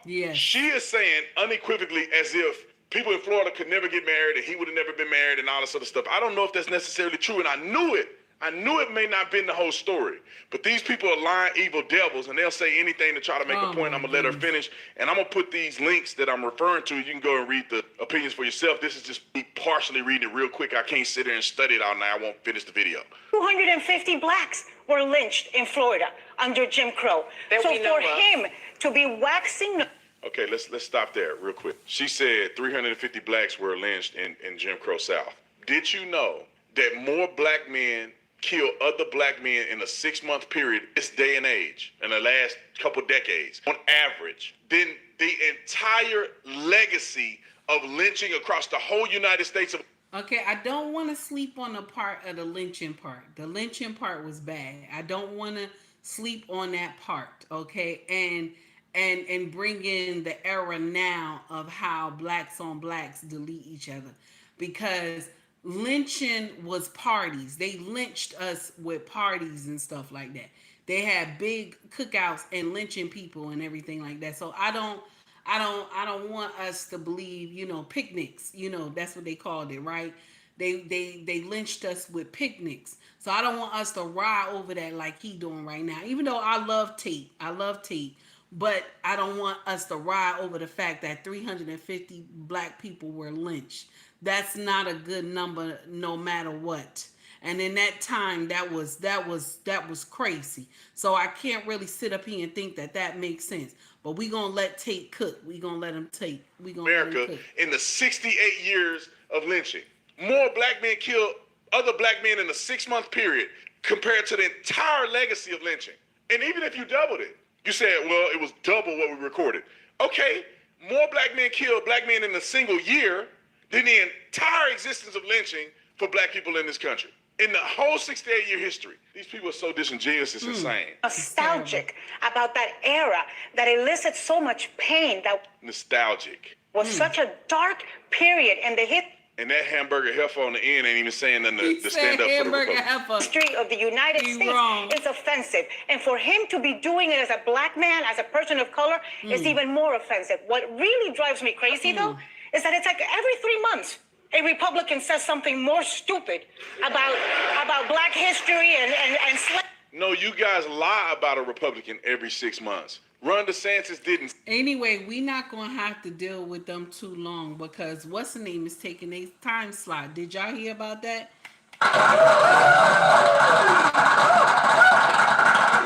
So they said Candace Owens allegedly is taking their time slot, so we won't have to hear from them too soon. Gloria, thank you, baby, for the $2.99 super chat. I appreciate you. Yeah, they said that she gonna take their time slot. Let's get back into Tatum.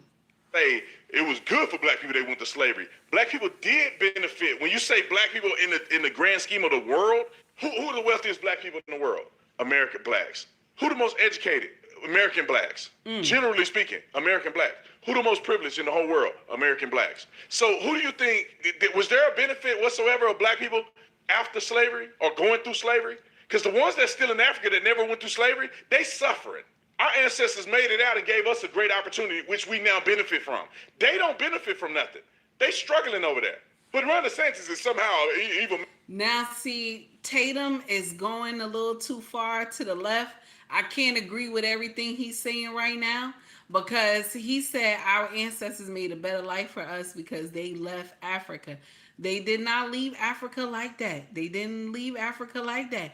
Now, I'm going to share something with you. Africa is just like America. Africa is beautiful. Africa is beautiful. They have houses that look like mansions there. I mean, this is just a house for one person. And it looked like a whole kingdom, okay? They have a lot of land. Some parts are amazing and some parts are not. Just like America. America have parts that look horrible, that you even surprised that this is happening in America. But they have some beautiful towns and cities in Africa that look amazing, okay? So some of the stuff Tatum is saying, I don't agree. Okay, and if you have never traveled to Africa, you don't actually know what it looked like. You just hear what the news tell y'all, okay? But if you have never traveled to Africa and see what it actually looks like, you don't understand. A lot of y'all have not traveled to Africa, so you don't know what it actually looks like. You only hear what the news tell y'all what it looked like, but it's beautiful in Africa. It is amazing there. But a lot of y'all don't see that part because they teach us that Africa is all this and that and it's scary and they scare people. Let's get into it. Yeah. Right? I mean, last year we had Ron DeSantis saying that, defending that there was good things about slavery, skills that were learned that could be. There were skills that were learned during slavery. There were. Think about this for a minute. When a person was set free from slavery, how did they live? They had labor. They had skills. Every slave wasn't the ignorant Negro naked on the plantation getting whooped every day. They learned how to crop. They learned how to deal with cows and horses and ranch, and they learned. Yeah. Trey said, I went to Ghana. They were showering with buckets. I'm just saying that's a certain part of Ghana, though.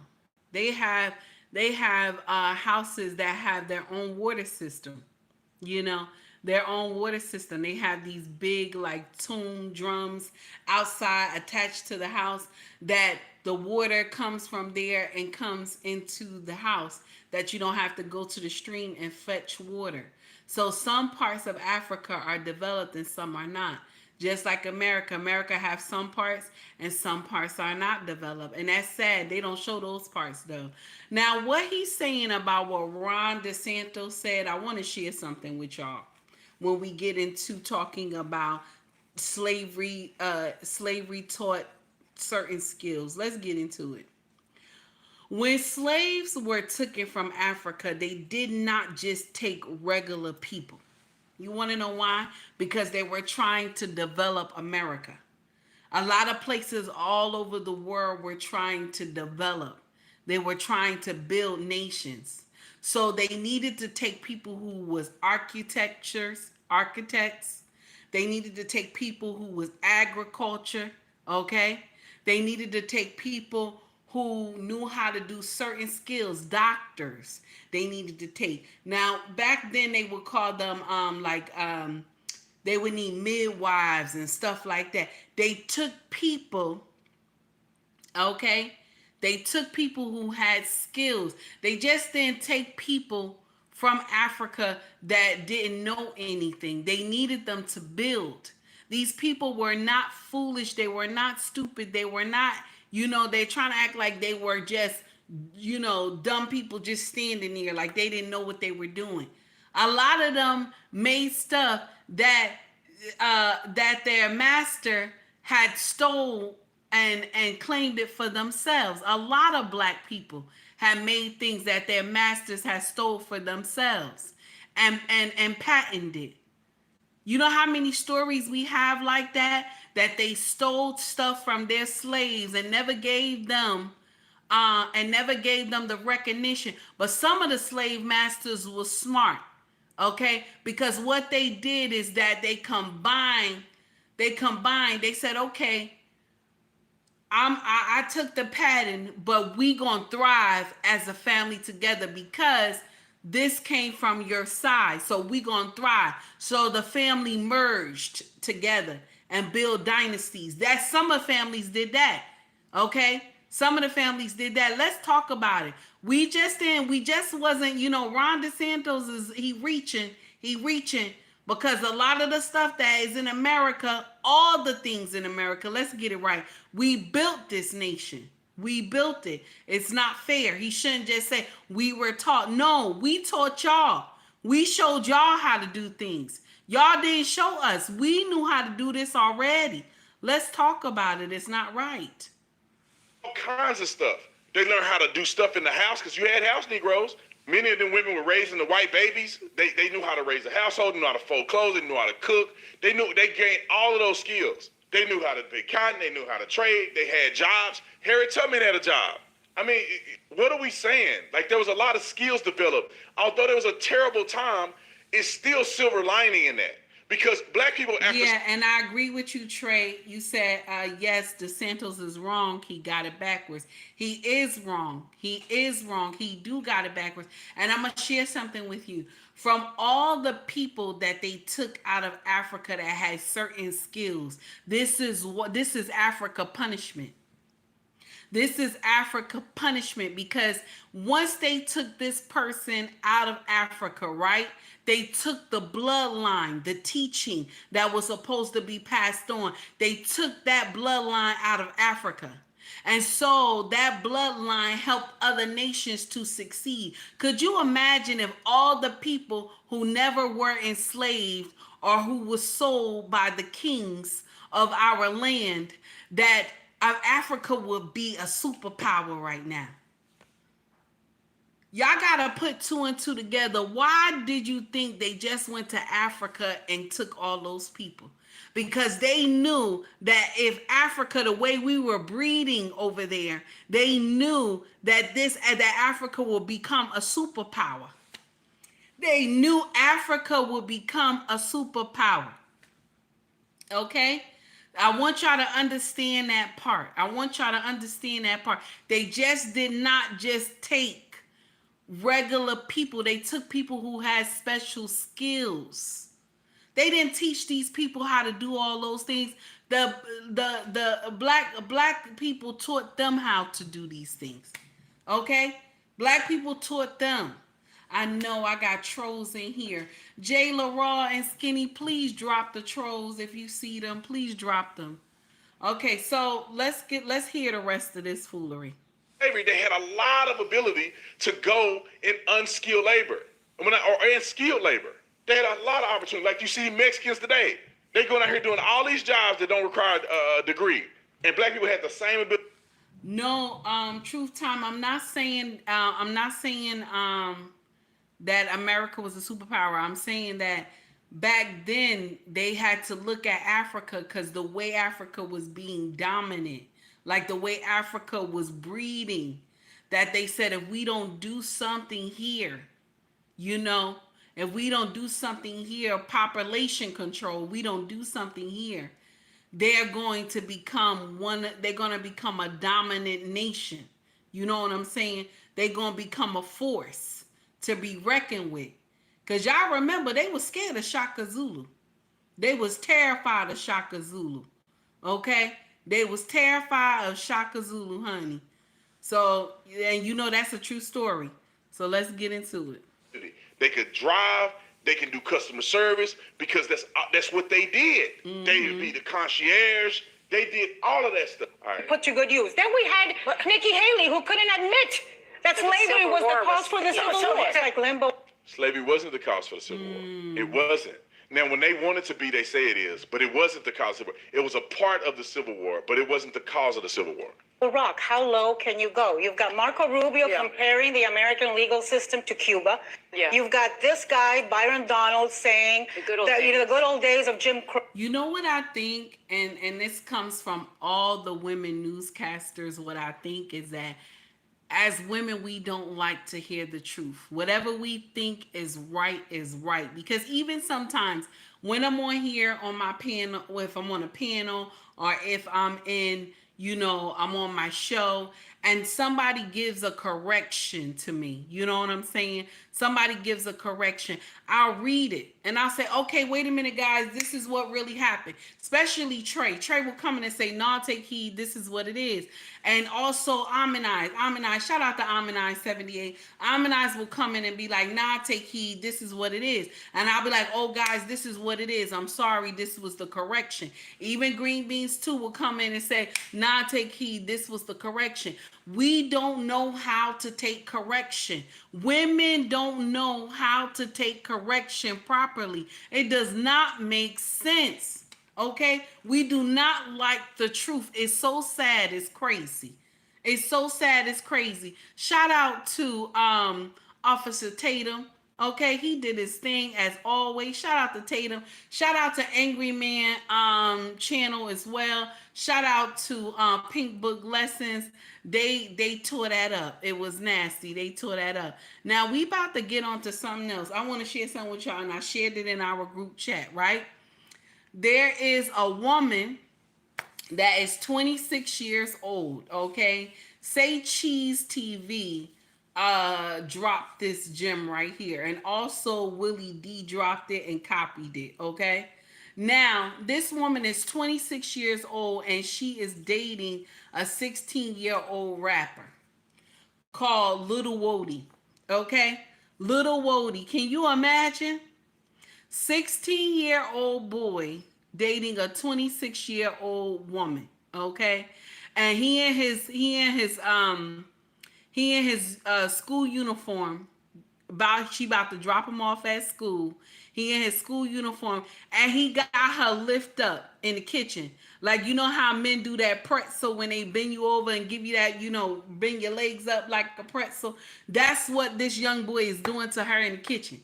And everybody think this makes sense, okay? And this is the shit that I be talking about. Because let this have been a motherfucking man. 26-year-old man and a 16-year-old girl. They would have lost their mind. They would have lost their mind. I ain't seen no good comments in that shit. They would have lost their mind, okay? They would have lost their mind. It don't make no sense. And it hurt my feelings because why would you think being with a 16-year-old, okay, grooming a 16-year-old and you 26-year-old and you think that shit makes sense? Why you can't find a man your age? That's because you damaged. That's because you damaged. You got some psychological issues going on with you that you think it's okay to be dating a 16-year-old. Where is the popo? Where is the popo? But more than likely in their state, they allow people to date 16-year-olds. Because this some bullshit right here.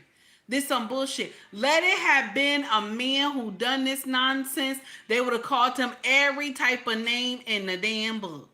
Every type of name in the damn book, they would have called this man. They would have called him all types of names that have been all over social media. I only seen it on Say Cheese TV and Willie D Live. I only seen it there. They would have been, hey Lanes, how are you, baby? They would have been talking about this shit till the cows come home. I'm so tired of these black women. Y'all get on my damn nerve. All y'all hyenas and shit get on my damn nerve. Go back to the hyena kingdom and shit. Go back to the damn hyena kingdom. You got a 16-year-old boy. You think that shit makes sense. Go back to the hyena kingdom. Get on my motherfucking nerve. You think that shit is cute. He's a baby, damn it. 16-year-old and you want to lay that nasty wolf pussy on him. That nasty wolf pussy that been ran trains on and shit. You want to lay that wolf pussy on him.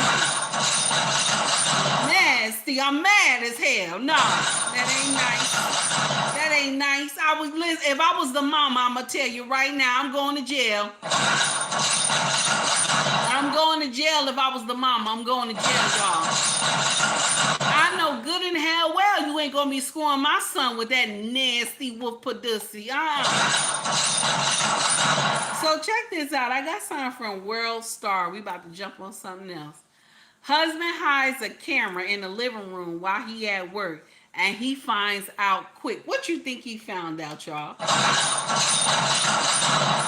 What you think he found out? Lane said this is the perfect time. Lane, stop starting trouble. What you think? What you think he found out? He hid a camera in the living room while he was at work, and he found out quick. What you think he found out?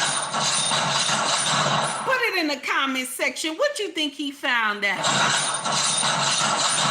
Somebody going to work, maintaining and taking care of the home and taking care of you and those badass children, and you going to have, you inviting people over to the house while he not there.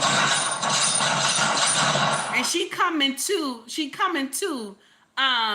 the door, and she ain't dressed right. She got this black robe on. She booty butt naked under that robe. She said, come get this pussy, and she married and shit. Lord. So the husband hide the camera. Yes, honey. Yes, Grace. The husband hide the camera, and he could see who coming in. And let me share something with you. It ain't the same man. She's selling pussy. This bitch is selling pussy while her husband at work. It ain't the same man. Every time you turn around, there's another man. So you giving all types of nonsense to your husband. And mind you, he going to work every day, damn it.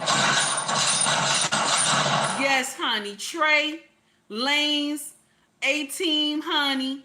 Ellis, yes. Green Beans, yes. All y'all, you got it right. She out there fucking. She out there fucking. She out there fucking while her husband at work. Husband breaking his back and his ankles and his feet and everything. He out there trying to maintain this bitch out here fucking.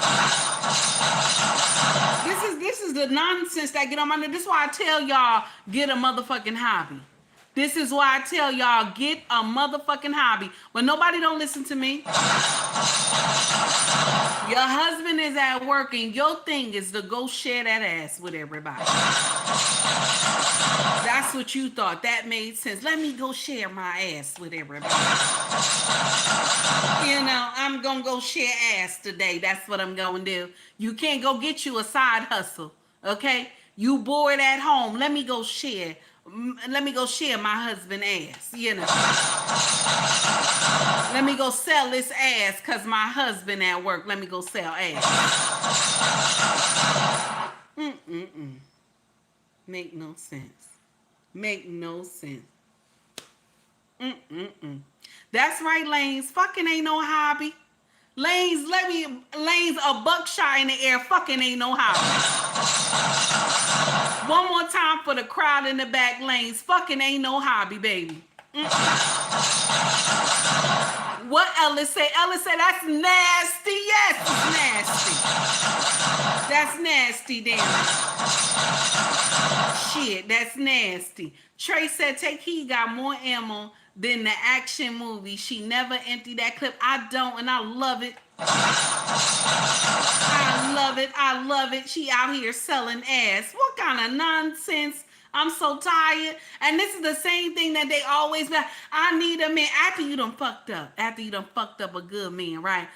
Then about a year later, you talking about you need a man, right? And then the man turn around and be your nightmare because you forgot that you fucked around on a good man and destroyed that relationship. So you come to social media crying, talking about, I wish I would have rethought what I was thinking. I didn't know that he was going to just leave like that. That's that bullshit y'all be saying. I didn't know he was going to leave like that and find a new woman. That's the shit y'all be saying, especially when you've been married to him for a long time. And then you decide, oh no, I didn't think he was going to go get him a woman that fast. You called for the divorce. What did you think he was going to do? Tell me, baby. What did you think he was going to do? You called for the divorce. And you telling me you surprised that he got him a woman. You surprised. Check this out. This is what the hell y'all say all the damn time. Here we go. The court notified me that my final decree of divorce has been approved by the judge. Why is she crying? I know that it sucks being alone. I come home and I'm alone. Shout out to Angry Man too. I go everywhere alone. I don't hardly talk to him anymore. Can you imagine? I don't blame him. I filed for the divorce. So I'm sure people are wondering, well, you filed. Why are you so upset? Yeah. Why are you crying? Yes. Just because you make a decision that you think is going to end up making things better doesn't mean that you have to give up the fact that you love that person or that you did it because you were trying or whatever. I've never met anybody like him. I've never loved anybody like him either. But I don't want a divorce. Oh my God. I still am very much in love with him. You in love with him. You didn't want a divorce. That's what you said. I don't talk to him like I used to. I didn't really want a divorce. I still love him, but you divorced him.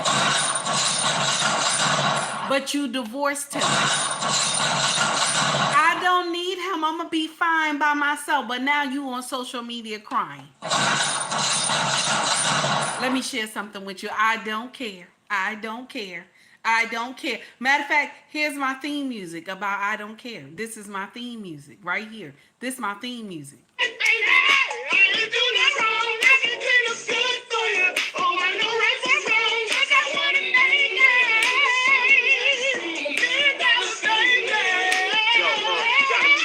Hell no!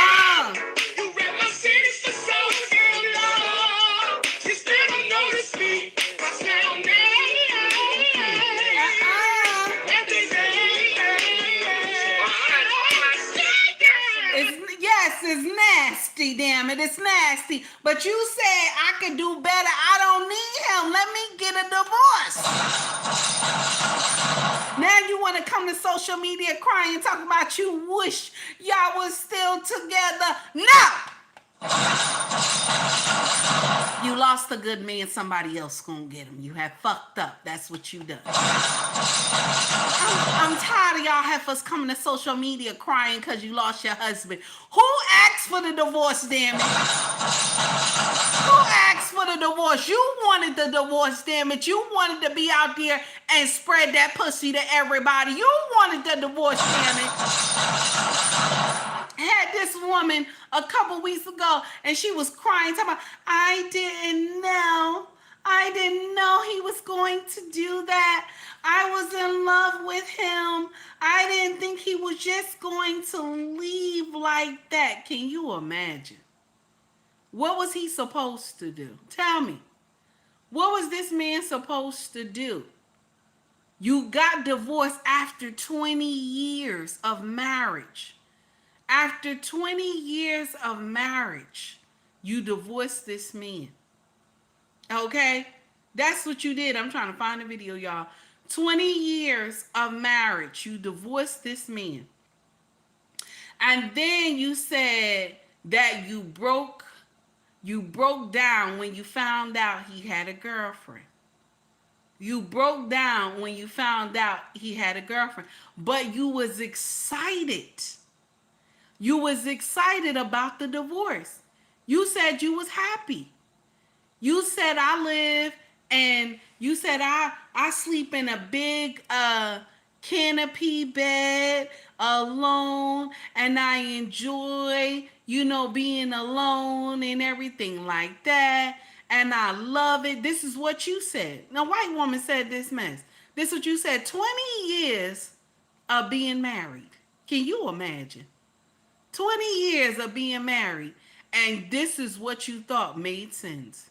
I'ma leave him, And this is the thing that a lot of women miss. When men get older, they still look good. Y'all be missing that shit.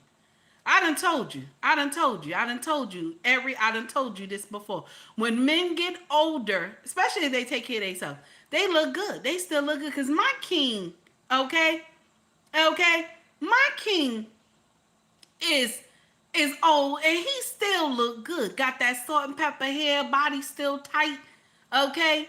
Body still tight, he look good and he's strong. Oh no, you think I'm gonna be like, I want a divorce? Ain't nobody gonna deal with my crazy, okay? Ain't nobody gonna deal with my crazy. Who is dealing with my crazy? Who gonna deal with my crazy? I ain't gonna have somebody gonna look at me and say, what the hell? No, who gonna deal with my crazy? Okay? I'm gonna be in trouble. Okay? I'm gonna be in trouble. Who is gonna deal with my crazy? I'm not doing that. No. Let me stay where I am. That's why I always tell y'all that my husband always say, I took one for the team. Yes. Because this man took one for the team because I'm crazy. Who gonna deal with my crazy? Okay? I ain't gonna get nobody to deal with my crazy. Okay? Y'all be getting up here talking about, Take Heed is a good woman and this and that. That's because you see me on social media, damn it. I'm this man nightmare in this bitch. I'm his nightmare. Okay? I'm his nightmare in this bitch. You think somebody gonna deal with my crazy? I'm not going out there. Where?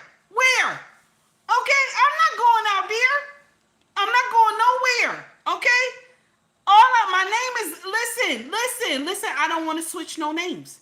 I don't want my last name switched. Okay? I don't want my last name switched. Okay? I like to be with the same man every night, okay? And touching on me and hugging me. Okay? I like to be with the same man every night, hugging on me, touching on me, and I gotta serve him when he come home from work and rub him down and rub his feet. I want to be with the same damn man every night. I don't listen. I'm crazy. I don't want no. Listen. Let me let y'all know something. I ain't right. I want to be right there. People used to tell me in the beginning, "Oh, take heed. I wish you was my wife." No, you don't. I won't put that curse on nobody. Somebody asked me, "Take heed. Would you marry yourself?" Hell to the no. No, I wouldn't. I ain't marrying myself. What the fuck? What happened? No, because when I get out of line and shit, I know how far to go. No, we not doing that. No. Because when I start acting crazy, my king be like, nah, sit down. Sit the fuck down. See? You need somebody to talk to you like that. Nah, sit down. That's enough. I mean, even though my king don't curse and all that stuff, but he tell you, nah, sit down. We ain't doing this today. You got to sit down. Because this is nonsense. Okay? Ain't nobody, I don't listen. This is what I tell people all the time. My king is not a big man. He's not a big man. He's a short gentleman, okay? Very slim. He's good looking.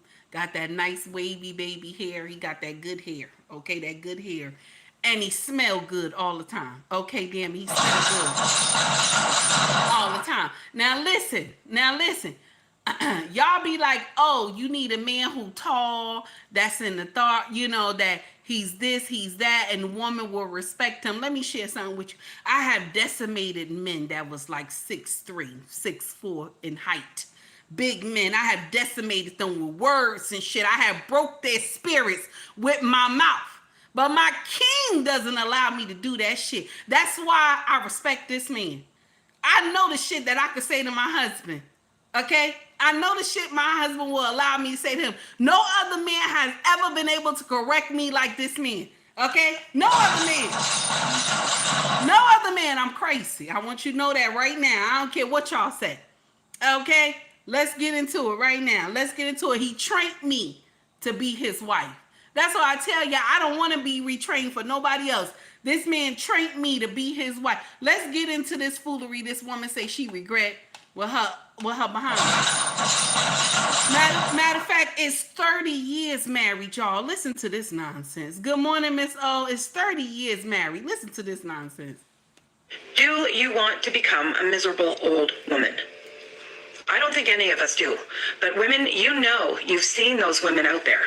The women that are nattering and nagging their husbands, that are bitchy, that aren't nice, that seem to be so unhappy. And we think, oh God, I hope I'm never one of those miserable old women. And you know how that happens? That happens from raising a family, working, and then all of a sudden we're in our 50s and 60s and we have nothing. We don't have a life. We don't have a life separate from our family or separate from our husband. And so we resent everybody. I did it. Here I am. On my new bed. She said I did it. My princess bed. It's amazing. I feel like a different person already. I feel like I can do whatever I want, and I'm not responsible for anybody anymore but me. I don't know. Things aren't going that great. It's not going that great now. I just keep thinking about what it used to be like when things were good. And maybe all of this was my fault. Yes, maybe it was your fault. A selfish, narcissistic. Yes. Maybe it's me. Mm-hmm. Maybe I'm the one. I'm kind of struggling. Uh-huh. All that fake, all that happy. Oh, I'm doing so great. Uh-huh. I think I was in shock. No, in shock. And now in shock. It's coming into reality, and I just don't know what my life's gonna be like. What's my life gonna be like? I can't seem to remember anything bad. I just remember all the good things. The last few days have been super traumatizing for me. My own fault.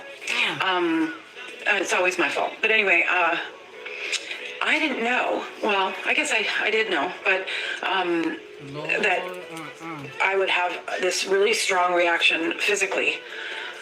Trauma reaction to finding out that my estranged husband has been having a new relationship. You can't imagine your husband and your children having a great time without you or with a new woman. And I think the hard part is that because I've been with him for so long, since I was 18, for him to be in a relationship where he is in one. Do you want to become a miserable old woman? Why was she so happy in the beginning, y'all? Why was she happy in the beginning, though? Why was she happy? No, somebody gonna tell me why was she happy? Oh, I'm enjoying myself. Do you want to be an old hag, this and that? Oh, do you just give up your whole life for your family? Oh my goodness. And are you happy? You happy now? You said I'm in my own bed and everything like that. Let me share something with you. Me and my king, we got a big bed upstairs. We got a big bed. You gotta climb onto that bad boy. Like you gotta get a step stool to get up on that bad boy. Okay? I don't never want to share that bed alone. Not one time I want to share that bed alone. Okay? Shout out to the women who share their bed alone. Okay, you ain't never been married. Y'all crazy. Okay? Okay?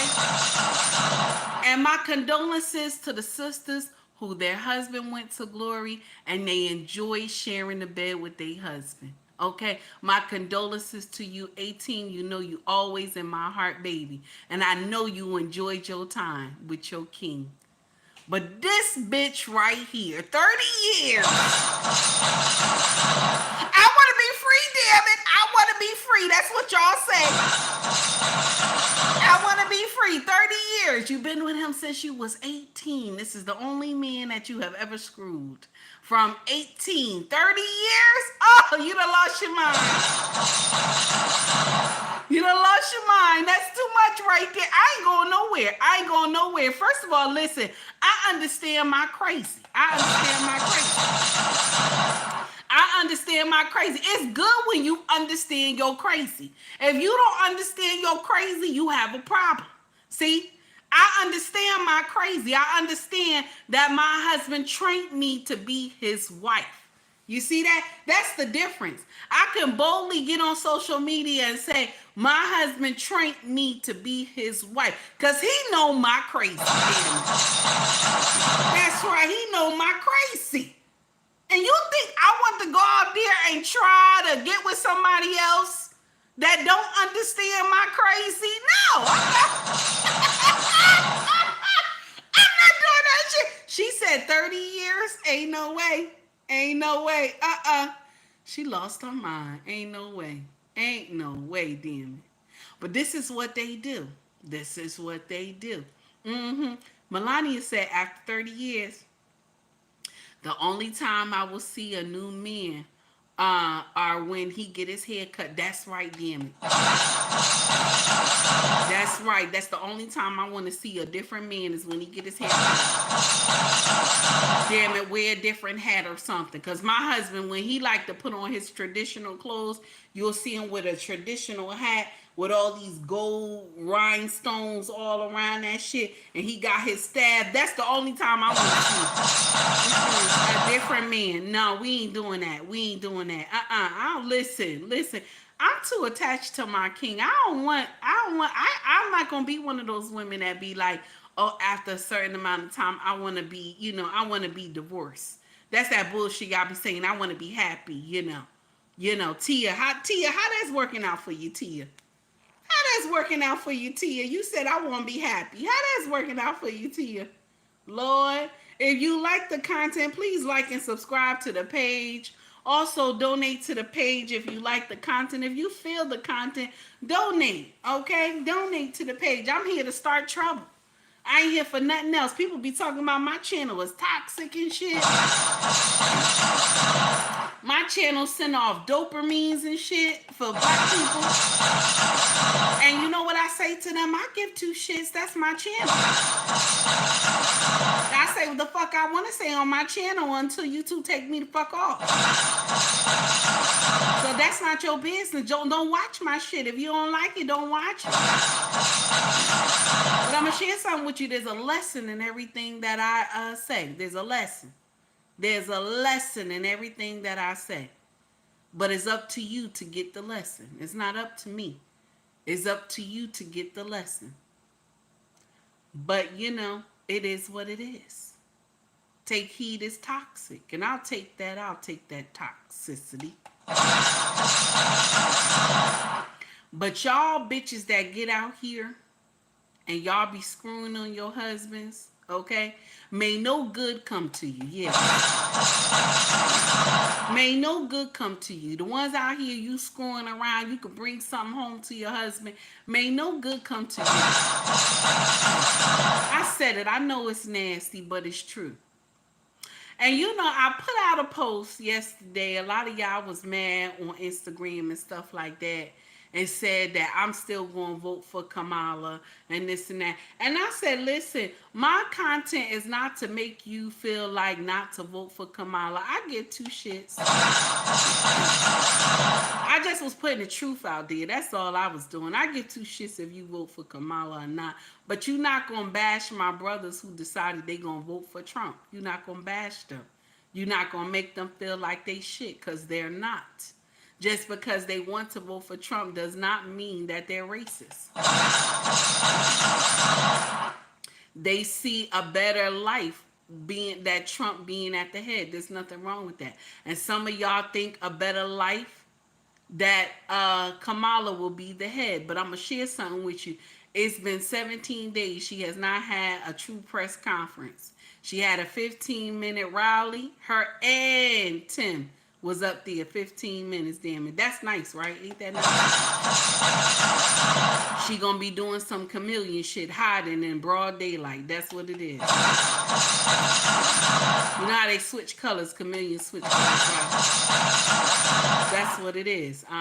They still swear Italian designers when they're racist. Yes, they still wear Italian designers when they're racist. Now, Melania is right. Y'all still wear all that bullshit even when you find out that they racist. So it is what it is. It is what it is. You do what you want to do. Now, I'll share something with you. People keep asking me who I'm going to vote for. I'm not voting for either. I'm going to vote for my local elections, and that's what I'm going to do. I ain't going to vote for either, okay? Now, we done for today. Much love to you all. Thank you for coming to rock with me. I appreciate that. Y'all could have been anywhere else, but y'all said, let me go see what this loudmouth heifer talking about, and I appreciate that. If you want to donate to the channel, you can donate through Cash App. You can also donate through Super Chat, okay? You can also shop with our family business called ubnracksfashion.com. And you will see Esty, Macari, eBay, Pushmart, okay? And then the main website, the links are in my bio, okay? I don't like this vertical, y'all. I'm going to try to figure out what's going on. I don't like the vertical with the circle. Y'all could barely see me. It was a nightmare, okay? I don't like it, but YouTube is doing some nonsense, so I may have to go back to StreamYard, okay? So much love to you all. Thank you for coming to rock with me. Also, don't forget the merch on YouTube. Scroll to the top, you'll see Shop Us Store. And you can go check out the merch and see what we got in there if you like. Hoodies, shirts, mugs, water bottles, all that good stuff. Y'all can go check it out and see if you like it, okay? Much love to you all. Everybody have a wonderful day. Please, before you go, hit that like button, okay? Like and subscribe if you feel the channel. I appreciate you all. Guys, don't forget to check out Black Man Unfiltered tonight because he got the barbershop for the brothers. My brothers, don't forget to check that out. Rock out with Black Man Unfiltered. Also, rock out with Lost in Translation podcast. These two brothers always be smoking, okay? Also, don't forget to rock out with the Says, Mr. He Said, Mrs. She Said, and also Miss O is in the house. Don't forget to rock out with her. And don't forget to rock out with Embrace the Grace. Don't forget to rock out with Embrace the Grace. Content always fire. Also, Ricky Williams on IG. And also, Aminai78. Sister be putting it down, honey. Y'all take heed to the message. Much love to you all. And take it easy, y'all. We gonna rock out with, you know what? We gonna rock out with this, y'all.